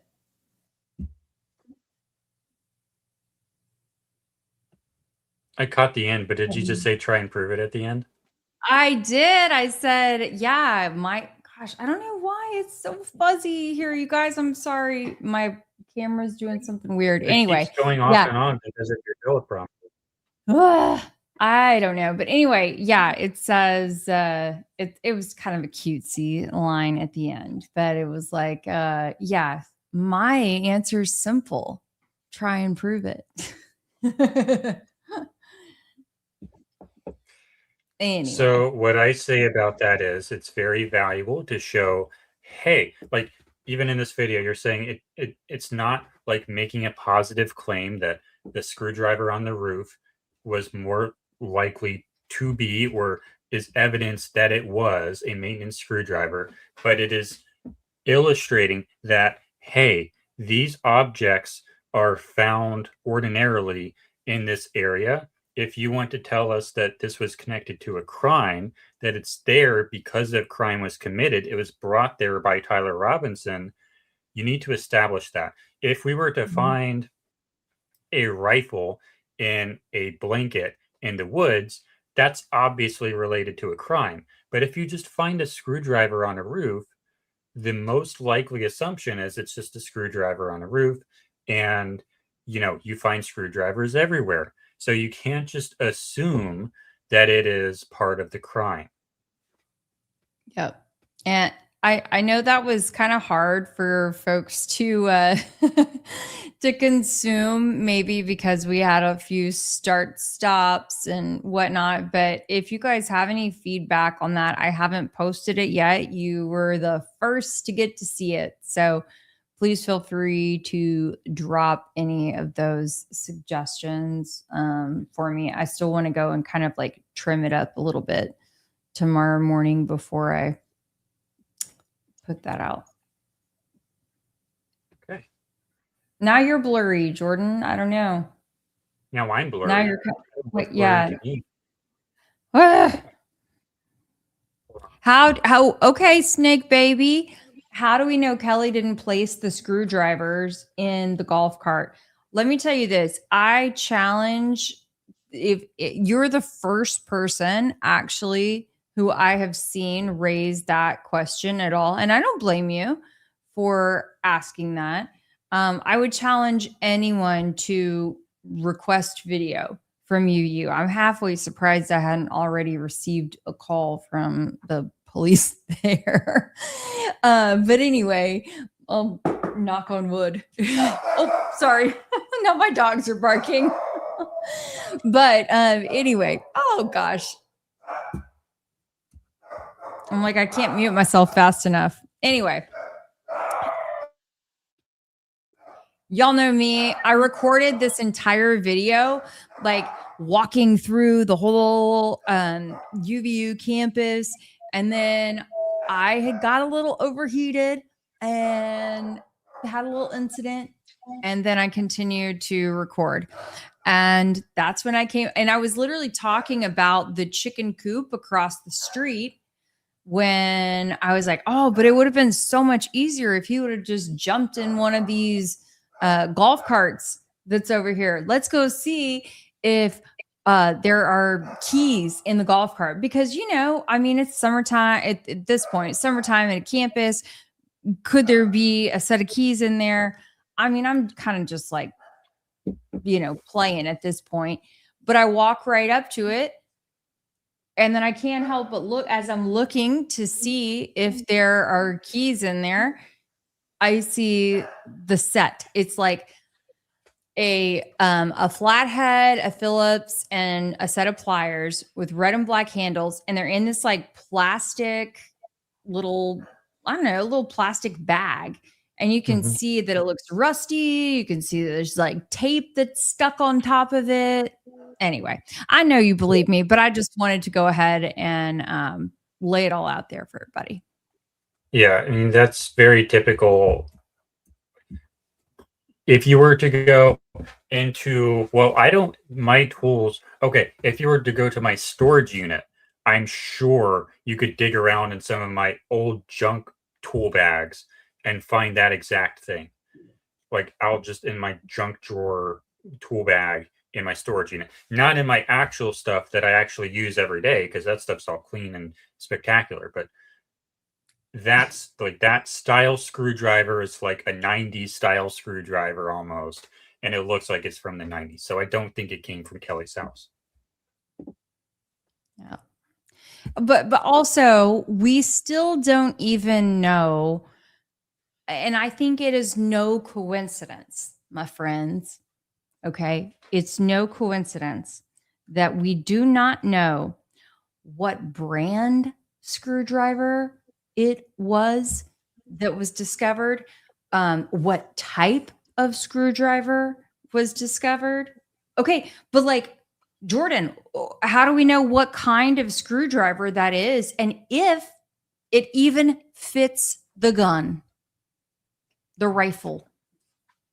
No idea. I mean, maybe it's a Phillips, but I think Trigger Smart just did a video. Actually, let me see if I can pull this up. Trigger Smart did a video where he actually had. I don't know if it's the same kind of rifle though. Okay, so while you're pulling that up, I will also add that conveniently they did not share. So I hesitated. I'll tell you guys, we're all friends here. I will tell y'all that I hesitated about even sharing this discovery because I thought, what if this, like, by some stretch, prompts them to change their course of action? Okay. On the off chance. And then I thought, well, they did share in court, even though they didn't share it publicly. So like the videographer the pool camera was not able to record the screen when they showed the photo, alleged photo of this red and black screwdriver that was not allowed to be broadcast. So apparently it's been submitted into evidence, but it has not been shown publicly. Okay, I have a video. This is from Trigger Smart from Matt. Thank you, Matt. This is a guy. This is not the same rifle, I don't think, but this is sort of the procedure for assembling it. Because this is a pretty simple process. But Jacques, if you want to take it away. Yeah, we literally, this is 2 screws and it's done. So, dude.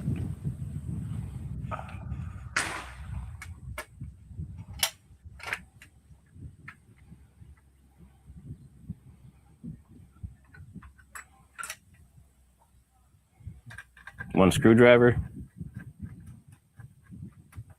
And again, we don't know if he had a screwdriver. And Kelly Raybon brought up that the screwdriver might be from the maintenance crew, but just test it out. Thanks, Trigger. Usually typical rifles are 1 screw or 2 screws, and it's usually the same size. So you only need 1 tool. That looked like a Phillips. Okay, so that looked like a Phillips. I want to say that looked like a Phillips, but there could be, so I see, or Hex.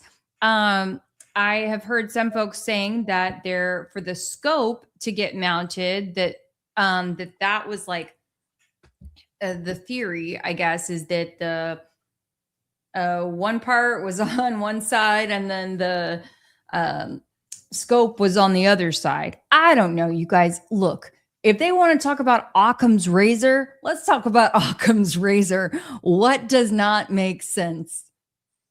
This. There is just 2 screws back together. Guys, the camera's shaking. Doing the best I can. Screws. On his left hand, we have what would supposedly, allegedly, be down his pant leg. And then we have separate. So in that, the scope is mounted directly to the action, to the barrel. Mm-hmm. So on that rifle, at least, you don't have to mess with that at all. So somewhere in this video, they talk about this. Is the stock. Putting it back together, would you lose a 0? And then we have separate is the stock. Now, Jacques, let me ask you this. In this situation, with you taking this apart and putting it back together, would you lose a 0? You wouldn't lose 0 unless you potentially dropped it in the transport of it. Being that the optic is mounted to the action. That part is what maintains the accuracy. The stock itself doesn't change accuracy unless there's some sort. But yeah, anyways, yeah, so that's a good video. Trigger Smart, check him out. Trigger Smart right here. And that video is called "Could Charlie Kirk Shooter Make the Shot in 5 Seconds? Real World Test." You should check out that video. I'll even link it in the chat. And you should subscribe to Trigger Smart. Okay. Yep. So and also I'm not, just for what it's worth, Trigger he's included in our video. He's nominated for a few categories, including Best Tech Support. Mm-hmm. Yes. And he's in, And yeah, also, he's in the, and like debunking or something. I think. I think so. Yeah. Yeah. Let me We see. have awesome vid, Trig, but TR ain't no assassin. Well, Jordan and I would agree with you on that The one. Trigger Smart is not an assassin. No, Tyler is not an assassin. Oh, Tyler Robinson. Yeah. Trigger Smart is TS. Yeah, he doesn't seem like, oh, we have 27 new votes. Perfect. Love it. Awesome. Well, Guys. okay, let's do a little plug for everybody right now. A plug for who? For everybody to go and vote. Plug for the award show. Yeah. Yeah. Okay, let me copy this again. You are thank you so much. You're welcome. I don't think AI you were talking- says a special tool. Yeah, no, I was talking to you. Sorry. I'm trying to like look at Brock and look at you and manage the chat and Okay, I just pasted all the the things. link to the chat to the award show. So if you're just joining us, we have a super cool award show that is for all the creators. In this case, it is called not the Grifties, but the Goldies, and or the Golden Receipts. But I think we're going with the Goldies because that's Kelly's idea. But anyways, Trigger Smart has been nominated for Best Tech Support. What are some other good nominations? Let's see here. There was one about debunking or emergency live stream. Best emergency live stream. Yep. The Source Whisperer, best at locating and evaluating primary sources, best fact check, best public records deep dive, best investigative collaboration. Mhm. I can't share the results yet, but best moderation under pressure, most likely to be chaos agent. That was one of the most nominated categories. The eclectic journalist, I don't believe you were on there. I don't remember typing that out, so I don't think so. But if you wanted to be, you can't nominate yourself, but you would have gone to, you have a small hand. Me? Oh no, My hand? that's your hand. I thought that was Brock. I was like, what on earth? Okay. Nope. Oh, how exciting am I on? Yeah. The nomination stream was because the comment was in the way. I was like, what on earth? But anyways, the nomination stream was last week. And this week we are closing voting. So you need to vote now or your vote will not be counted because it's going to close at the end of the stream. So there is a hard deadline. You cannot vote if the stream is over. So you have to vote now or you will miss out. We won't say Some other forever categories. hold your peace. It's not forever hold your peace. It's just maybe like for a little while until we can perhaps generate an opportunity for another. Maybe, who knows? Maybe it becomes quarterly. Or we don't know how long this is going to go on, but We have another one this for has best been fun. accent. Most likely to turn one screenshot into a 6-hour spaces. Best red circle and arrow thumbnail. Most unexpected background noise. We do have a clear winner in that category. I know we had someone on X, actually 2 people on X today who wanted to win that category. Unfortunately, it does not look so good for them right now. But if a bunch more people vote, maybe things will change. We also have the most iconic catchphrase, the best community meme, best running joke, and best YouTube viewer. We actually do have a category for the most what is the one? The most loyal Try and Prove It subscriber or something. We also have Yes. Yeah, it's something along those lines. and then we also have the community MVP. Yeah, right here, the most faithful Try and Prove It subscriber. This one's close. Only 58 out of, or I don't want to share that. I haven't looked at any of the sorry guys. I haven't looked at any of the results because I didn't want to accidentally spill the beans. Best newcomer, unsung hero, the most patient explainer. We have a clear winner there. Calmest person in the room, another clear winner there. Biggest crash out, there's a clear winner there. Most respectful disagreement. There's not a clear winner there yet, but there is a leader there. Most likely to be a Fed. There is a clear winner there. I don't think that's going to change. Oh, we did actually share that in the spaces the other day, so I think we can share that here. Oh yeah. This is the only result we're going to share before the ceremony stream. Most likely to be a Fed. Here are the nominations to refresh your memory. James May, featured in the video. Voters don't excite elections, vote counters do. Yeah. Well, luckily for us, I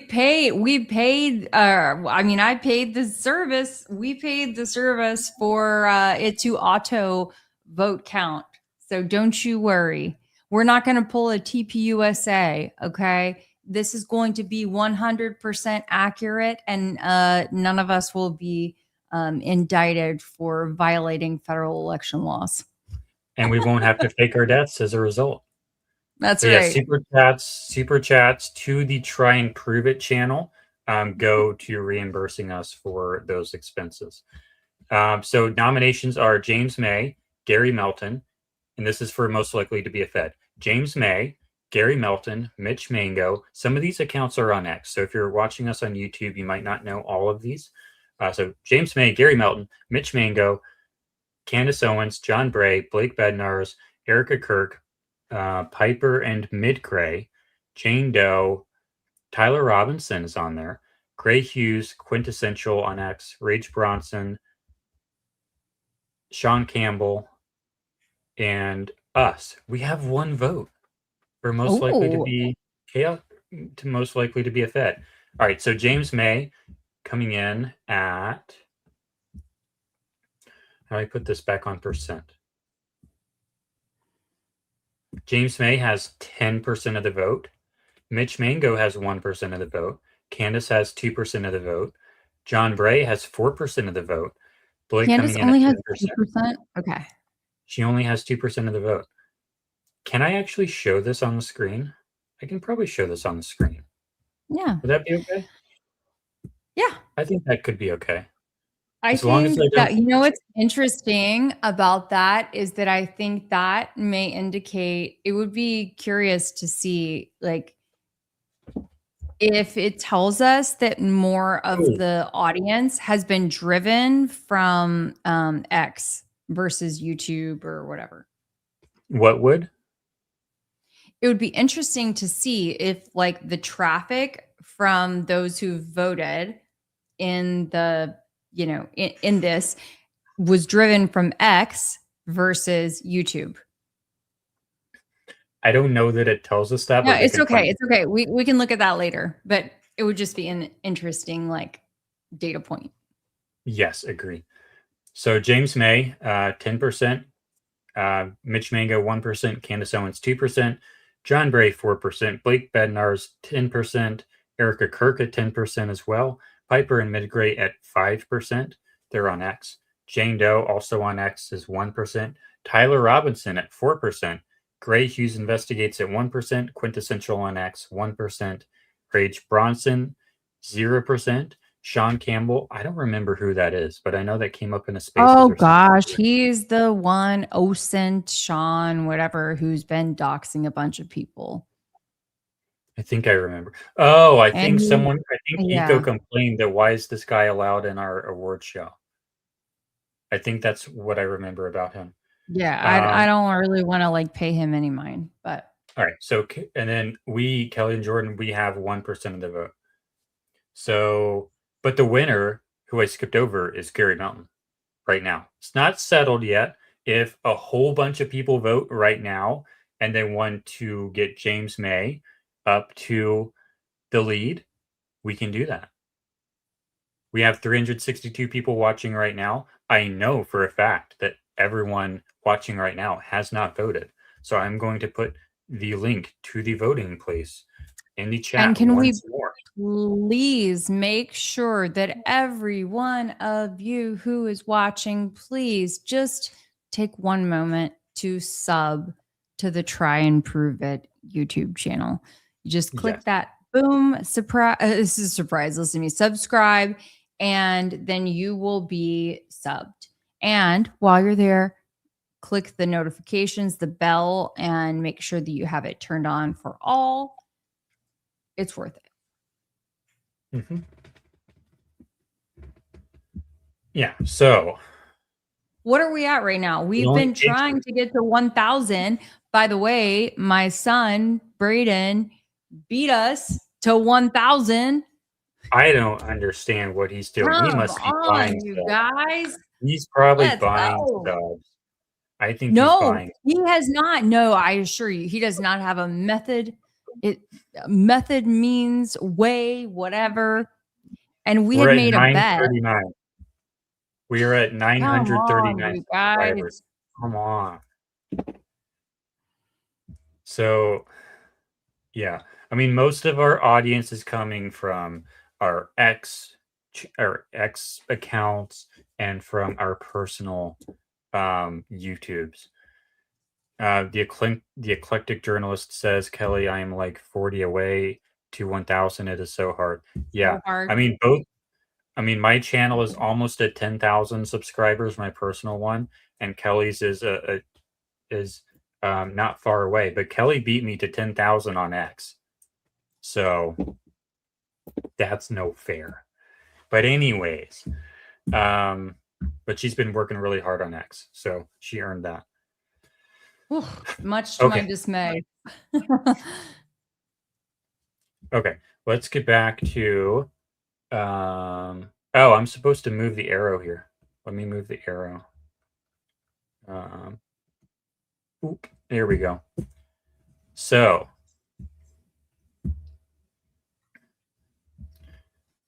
okay, so this is the first video that I made on the Charlie Kirk case, moving back to the reverse engineering. So what happened was, I don't know how I became aware of the 4-hour online course about the squib stuff, but somehow I became aware of it. Kelly thinks that she sent it to me. I don't have record of that. I don't remember, but somehow I became aware of this trailer or something and about this course. And I took the course, and I can actually show that to you here. I think Stan Winston School of Character Arts. Blood Effects Rig Squib, something like that. Here it is. This online course with Mike McCash. I can't show too much of this because we're going to get banned on YouTube. So I have to be careful with that. Okay. But that So was the does course. it say this is educational only? Oh, wait. Oh, that's that's a photo that people were asking for earlier when I was discussing the Erica and Fam being at the event. Did you pull Uh-huh. that up intentionally? It was a notification and I clicked the notification. Oh, cool. Okay. Yeah. I mean, look, I've seen the original. I don't know for sure. In fact, I think that both of these are AI enhanced, frankly, but here, you go for it.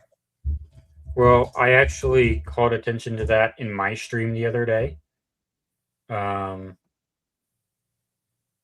This stream, that post.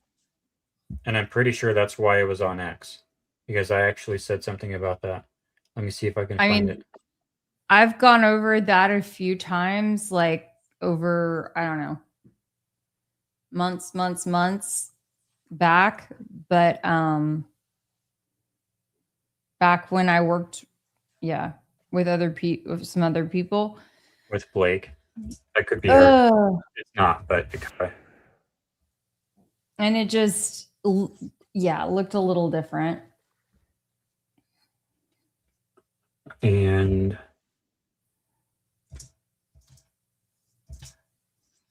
it kind of looks like Erica, but it's not Erica, I don't think. Okay. I mean, look, do we see the fingers? Is she full of rings? That would be the indicator. She doesn't have earrings on. It's not Erica because she doesn't have the earrings on. Yep, not enough jewelry. Not enough jewelry.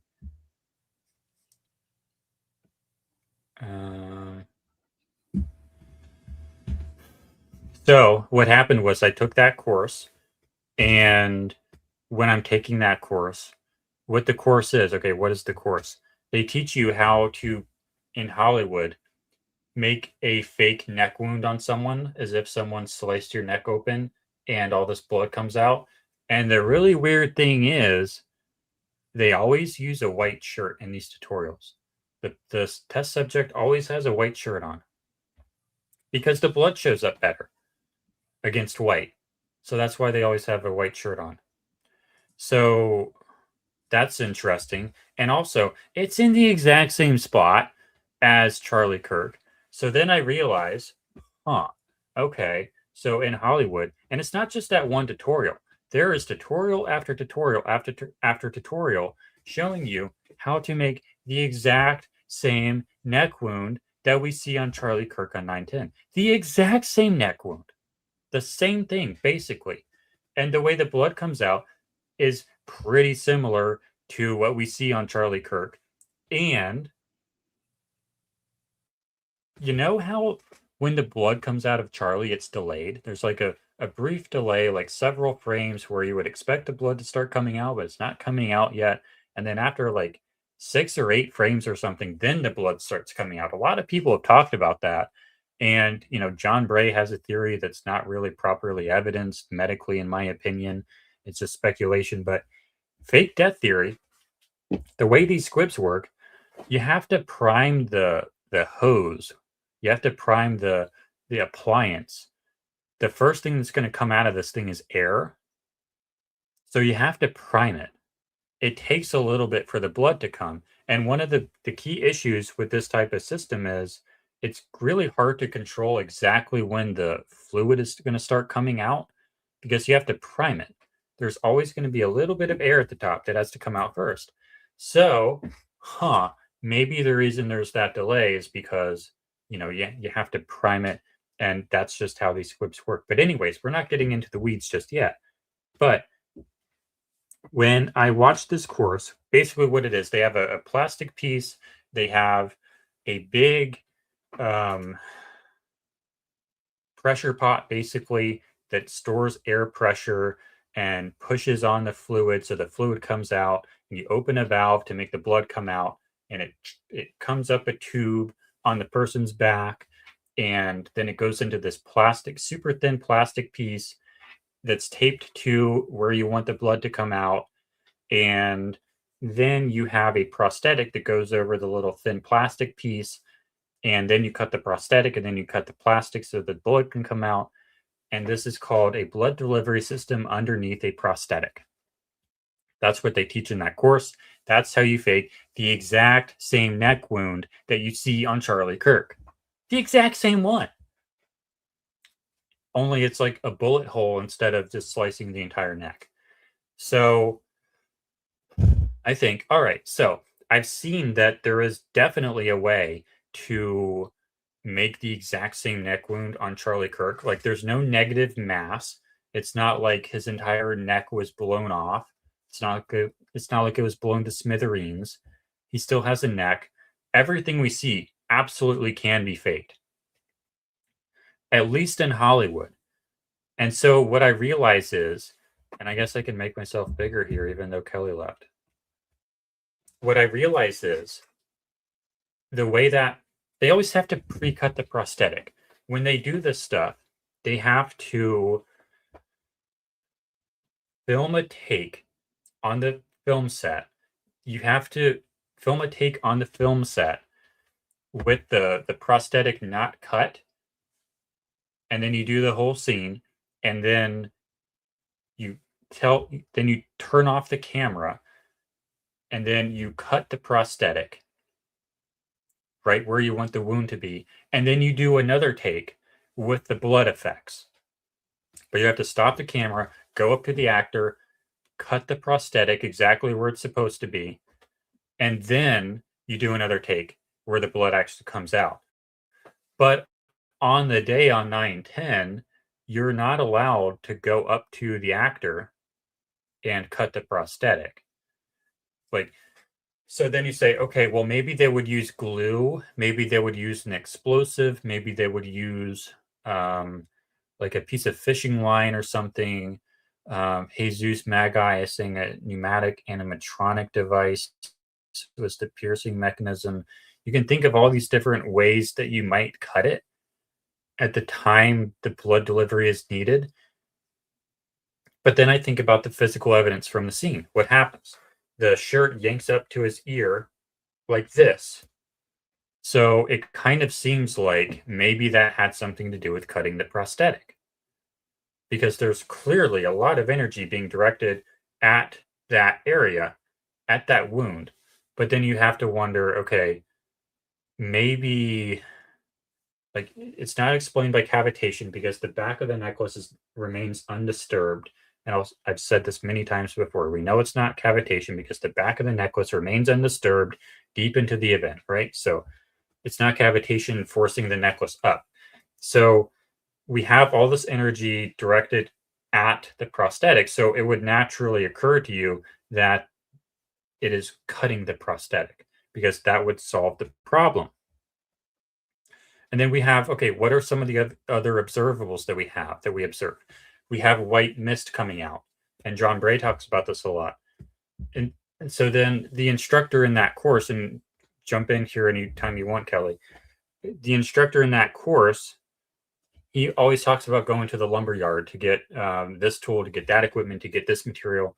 And I think he means Home Depot by that. So I go to Home Depot and I think, okay, what here can I use to cut a prosthetic that would make white mist? And then I remember a plumbing tool, a drain cleaner, a CO2 drain cleaner, where you have two handles on it and you punch down on it really hard to blow out a drain. You should never do that, by the way. Those CO2 drain cleaners with the almost looks like an air pump, never use those. Those are going to blow out your pipes if you're not careful. Even if you are careful, never use those. Always use a snake. Always use like a manual plunger. But anyways, I remember that makes a lot of white gas when you use it, because I've used it a few times because I was an idiot, didn't know what I was doing. Well, one of them I actually was justified in using it because that was an insane job. But anyways, it makes a lot of white gas. So I go to Home Depot and I get an HVAC condensate line drain cleaner. I'm starting to get tired. I'm not talking right anymore. I know. I'm tired too. I know you are. But I filmed this video. And this video is terrible. Like, gosh, you guys. Well, it's because of your teleprompter. It's only supposed to have white text. It's not, Jordan. Okay. Yes, dear. All right. So then I filmed this video. I've taken it off already. Anyway. Well, what happens? Because earlier I was actually able to fix it. Earlier when I did this, it fixed it. Okay. Let's go back to the other thing. Okay, so I filmed this video with the paintball gun. Shirt to blow. And I sound like I'm like super anxious here. All right, so today we're going to create some very exotic shirt and like this, up like this, out, not a firearm. And when I started off doing this, I thought that this gas was going to be like poisonous to me. And I had like an undershirt on because I thought I was going to get frostbite. And it's like, no. This is just a This was the first test I ever did. I had no idea what I was doing. So a prosthetic. I don't know why I need to talk so much in this. Prosthetic. First I'm going. Oh, this is the blood bladder. This is the blood bladder I was talking about right here. So that the blood can come out, the fake blood. Going to disable the safety. I do not have a remote trigger set up, so I'm not sure if we're going to go in 3, 2, 1. All right, so that was pretty cool. Look like, but we're going to go in 3, 2, 1. So that kind of looks like what happened to Charlie, yeah? Yeah. Look, I mean, 3, 2, 1. First try. you're a quick study, Jordan. You're a quick study. Literally zero experience, very first try, and that's what I got. Well. And you see the white vapor. Oh, the little puff. Okay. Yep. Well.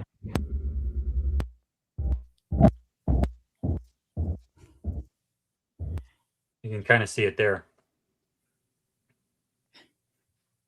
That's actually not true. You should see the inside of my car right now. It's crazy. But you see the white vapor here. You have no idea how much I had to clean that vehicle when you came to DC, Kelly. I didn't actually have to clean it that much. Oh my gosh. Currently my work vehicle, which is an excuse. But you can see the white vapor here, which is pretty much the exact same white vapor that comes out of Charlie's Jordan, shirt. I mean, honestly, like that is really solid work. Yeah. And that was the Seriously. first try. That was the first Yeah. try. Just went to Home Depot. Now, of course, the difficult part is, okay, well, I had to figure out what am I going to shoot at the neck? Well, what's available? The necklace is available. I don't want like a paint. Obviously, can't use a paintball. You don't want to use a marble because you're going to either see the splatter of the paintball or you're going to see the marble bounce off. So what's Mhm. available? Well, the pendant is available. So why don't you shoot the pendant at the neck? I don't know if that's actually going to cut a neck prosthetic. That's the part I haven't quite figured out yet because I don't have access to. Well, I can probably get access to them, but not the kind that I need. I need to start learning how to do the prosthetics myself so I can figure out what would actually cut a prosthetic. That's like the next big step apart from the Texas strip that might be coming up. But anyways, the pendant is available, and if you shoot the pendant into the neck to cut the prosthetic, the pendant is constrained to the necklace, which is constrained to the neck, so it doesn't look like there's a projectile. And I made a whole video that did pretty well that went into that. That says, do I want to go? Oh, this is pretty cool. This is from the tutorial. I don't necessarily think this is what happened necessarily, but in Mike McCash's tutorial, he has a QD fitting, a quick disconnect fitting, right here on this part of the back. And then you look on Charlie's back. What do you see there? In that exact same spot.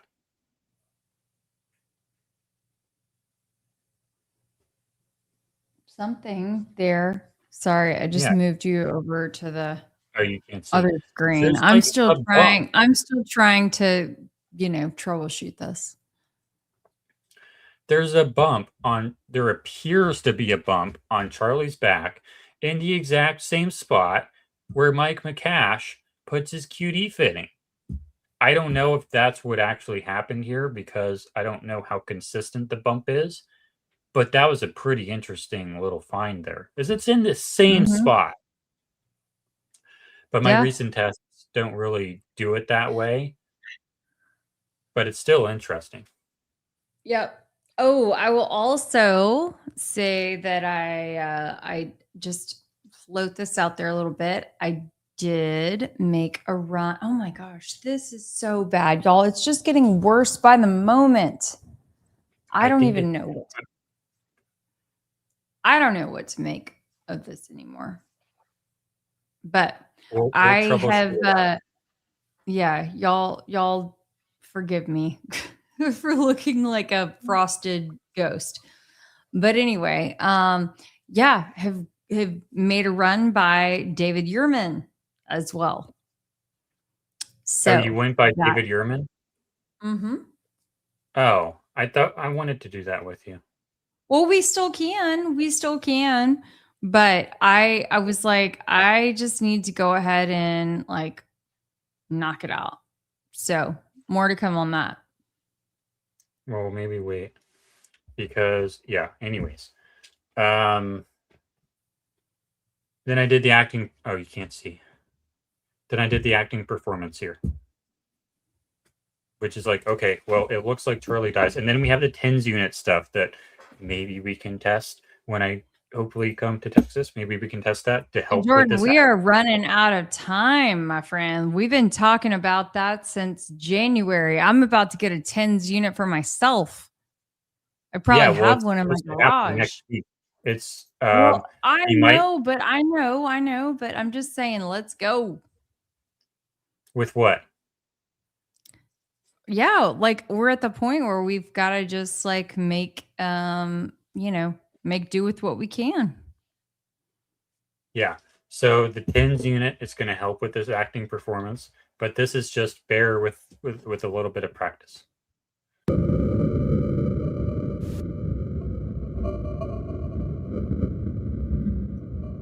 That might get us a sensor, so I have to be careful with that.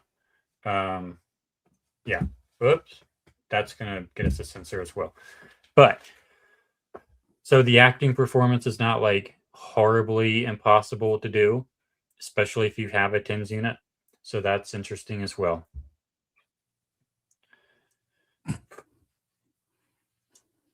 Yeah.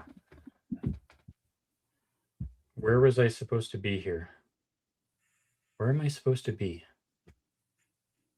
I wanted to get off that because, yeah, all right. I wanted to show you, do you have anything to bring up right now, Kelly? While I figure out where I need to go. No, I'm just about exhausted, and I think we've just hit the 2-hour mark. So, friends, where are we at? Do y'all have anything in particular that you want to talk about? We'll say that, hey, guys, H2327, thank you so much for being a member for a whole month. It feels like you've been around a lot longer than that. Yes, so thank you. And Mona, thank you so much for the 10 jewels. Thumbs up. We're still trying to figure out exactly what it means when the jewels come through. Oh, we got a second one with the 10 jewels. Thank you, thank you, thank you. Thank you. And then we've got Mino Dino with the six jewels. Chili? Chili.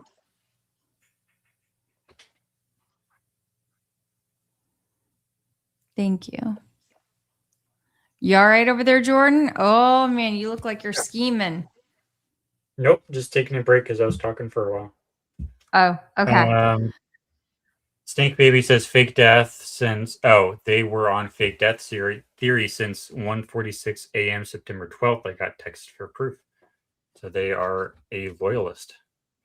Well, good to have you here, Snake Baby. You're always so much fun to chat with. Thank you. And I'm sure that you and Braden, and as if you haven't heard enough from me, but you and Braden could probably talk all about that early fake death theory.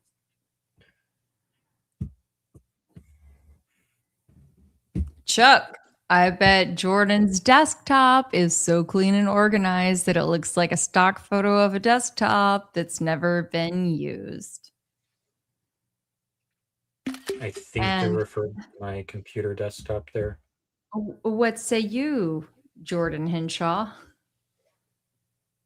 Wait, hold on. You can't see that. This is, I'm going to make it smaller so you can't read it. everything. But no, this is my desktop.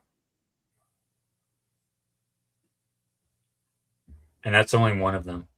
So not exactly.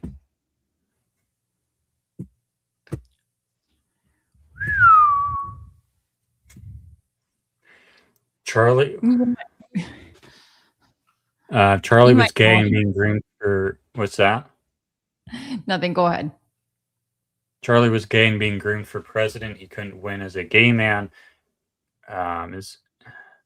Is that why they gave him a fake family like the Democrats gave the Obamas to win? I don't get the impression that he was gay. Not at all. I would beg to differ. Really? I would beg to differ. I sure would. I don't have oh gosh, how should I say this? I don't have firm proof of that, but I was even watching a video of him appearing on I think it was Megyn Kelly's podcast, and this would have been in August 2025. So basically a year ago. And anyway, it's not the first time I've thought this, but seeing it with fresh eyes after a long period of time, I was like, whoa. And then couple that with there's a lot. I don't want to get too deep into it right now, but we can definitely, figure out if it's appropriate to do a further discussion about that later, but in terms of the TPUSA guys, there's a whole lot of closeted /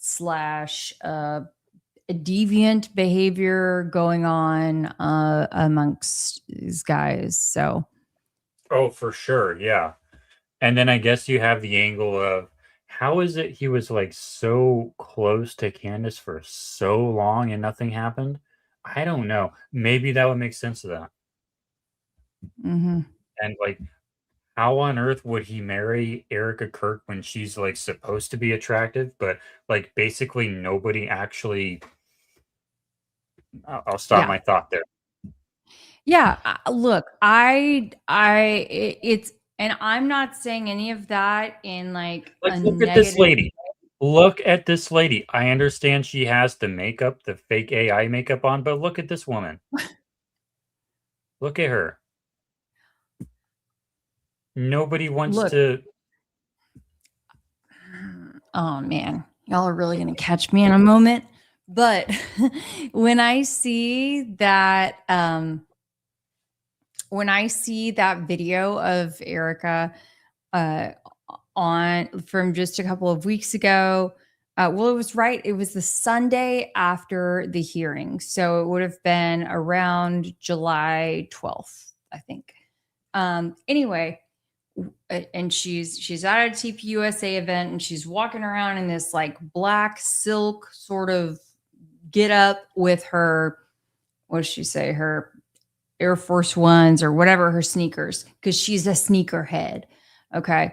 And when the way I see her, like her presence and her delivery, it's all giving like JV, junior varsity, softball coach to me. I'll leave it there. You're not going to get the reference. You're not going to get it. But my folks who need to get it will get it.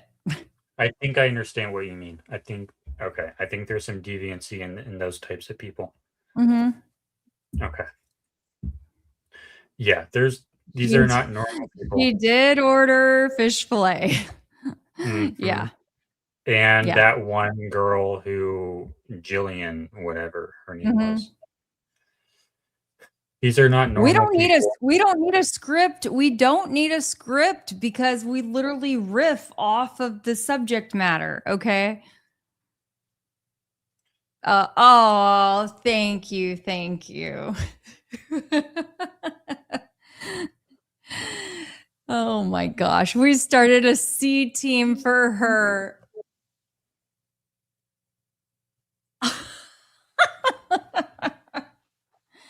Okay. But yes, you guys, I'm serious. Oh, wow. Okay, I'm not alone in thinking this. Thank you for the confirmation. Shauna? And I'm I'm literally not knocking her. I'm just calling what I see. And it's not only that instance. It's been many. So just letting you know, between the Charlie stuff, between the Erica stuff, whatever. And I think we have to remember that none of us, and if you did know either of them personally before September 10th, would absolutely love to talk to you one-on-one. But I don't think that, any of us, like I have mutual friends with them, a couple of people. I'm sorry. Hey, Kelly. Yeah. I just started checking X. I zoned out and I started paying attention again when he said wanted to talk to you. Uh-huh. Were you talking to me? No, I was talking to our audience. Uh-huh. Someone wanted to talk to who? Sorry. No, I'm speaking to our audience. Okay, they want to speak to the audience. Okay. Sorry, go ahead. I'm speaking to our audience. You're speaking to the audience. I'm sorry. That's okay. So, yeah, if any of you knew either of them in real life, would love to talk to you directly. But Oh, now I understand. But at the end of the day, if you did not know either of them directly, then I think you have to understand that there's a lot that you didn't know about what goes on behind closed doors with people. I was in the middle of a banger. I was like trying to land the plane, Jordan, and then you just took the runway out from underneath me. Sorry, but what I was looking at was the what she said lady. I had invited. Okay, for people who don't know, she has. You know how on Try and Prove It we have a lot of new theories come on. Sorry, I'm completely derailing what you just said, aren't I?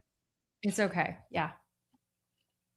You were talking about if people know the Jillian lady, the Jillian girl. No. Come on. No. I'll shut up. Sorry. It's okay. Here. I'm I also just wish that I could adjust my camera. Anyway, all right. Look. If any of you know or knew Erica / Charlie directly, by all means, would love to hear from you and hear your experiences and insight. But if you didn't, I think it's worth remembering that you may have known just the idea, okay, of what they wanted to present to the world. I was also saying that I have a couple of mutual friends between us. I know I can't get back on it, y'all. I was on the path. Anyway. I understand now. You want people in the audience who knew Charlie and Erica to talk to us directly if they knew Charlie and Erica. I understand now. But if you didn't, then you didn't. And yeah.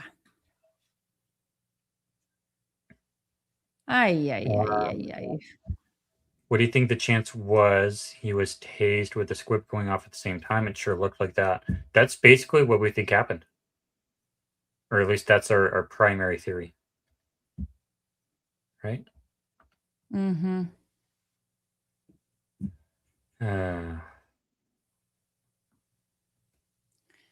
We're absolutely exhausted. It is after midnight. I've been up since 6. Jordan's probably been up since before that. I've been running around like literally all day. I couldn't even take time to edit my video that I showed you guys earlier. So we're just trying to wing it. Yeah, let's play. This is pretty cool. Let's play this. All This'll right, but be- let's kind of wrap it up too, because we have a stream. Thank you, Snake Baby. First thing Yes. in the morning. And that is that's the Eastern time, right? Yeah. I think it's just look at the stream. The stream is already posted. That's the time when it starts. But this was pretty cool. We had Baron Coleman in a space, or I say we, it's not we. Someone, Uncle Tom, someone on X had Baron Coleman in the spaces last night, and Kelly took Baron to school on basically like journalistic integrity and on like if you have exculpatory evidence for Tyler Robinson, you should probably say something to the government, to the police, even To the if people? what's that? To the people, so all Yeah. the people can collectively, raise Holy Peck. I don't know. Yeah, the premise here is Barron claims that he has evidence that would at least seem to be. It's hard to know for sure what evidence that he actually has because he doesn't want to state it on the record. But it Baron seems took Kelly like- to school. What? No. All right, let's just play this. From where I sit. I So- take accountability. You wish would come out. You can never share. You and let you know you either are or are not on the right path, but you can never, ever reference it. You can't refer to it. You can't tell anyone on earth you have it, but I'll let you look at it. And then there are people who say, here's this. I'll let you know when the time is right. Those are two different classes of sources. And yes, the answer to your question is yes. There's a lot of stuff I wish would just come out because it would shut a lot of people up. Things that are exculpatory to Tyler. I don't even want to say that. Can you give us a general idea? No, this is my whole point. You're not allowed to talk about it. I'd be remiss if I didn't ask a follow-up. I know, and question, I'd be Barrett. remiss. I'd be dishonest if I'd said any more. I probably, I mean, it's the nature. I mean, I guarantee you, at the New York Post and at the New York Times and the Washington Post and ABC and NBC, they're also sitting on stuff they wish could come out. Not about this case necessarily, but about stories they're working on. But I they mean, were given the information. we've got someone's life on the line, right? And I mean, you yourself had also said recently, I think on the space with you and Diligent, that like, hey, if you've got something, like now is the time. Correct. Put it I agree out. with you. I agree with you. I agree with you. So then, Go back and rewind everything I just said to Bronson for the last 5 minutes. Okay, so that's basically it. Anyways, let's move on. Right? Yeah. That was, Okay. thank you. I didn't know, I wasn't exactly sure how that was going to shake out, Jordan. I was a little nervous, to be honest, because we did not talk about this part. So, Sorry. yeah. No, it's okay. It's okay. I appreciate that because it's legit. I mean, it's a question that I would ask of anyone. Yeah. Okay, so did we do all the starred ones? I think we did all the starred ones. So do hide current comment. You have any A other lot updates? was, hold on. Wow, a lot was missing on that segment.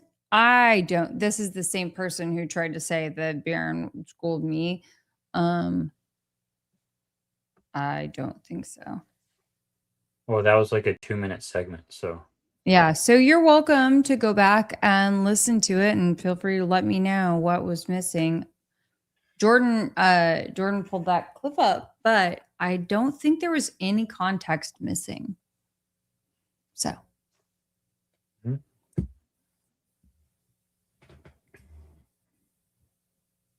I'm not going to click that one. Yeah.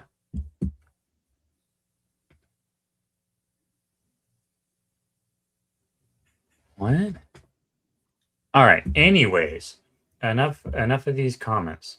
So, any other updates you would like to talk about from your side, Kelly? I think that's about it. I think that tomorrow will be interesting. I would, as much as I would, I encourage everyone to tune into us, watch through our stream, and I'm going to do my best to have my stupid camera figured out so I don't, look like a filtered ghost. We'll figure it out right now. We'll figure it out shortly. But I will say that my biggest concern about all of that, I'll just be very, very candid with you all, is that it's going to be some sort of a WWE show that's all about the theatrics and not about the substance. So yeah, it'll probably be kind of like a presidential debate. Lots of talking past each other, not a lot of substance. Probably a lot of yelling and anger too. We'll see. Yeah, I think it'll be a good show. Yeah. Yep. And you know that we will be ready to bring the receipts to whatever we can, regardless. So that'll just about do it for tonight, everyone. You can join us again tomorrow morning at around 10 a.m. Central or around 11 a.m. Eastern. And that's going to be a great show as well. So good night, everyone. See you later. Good night.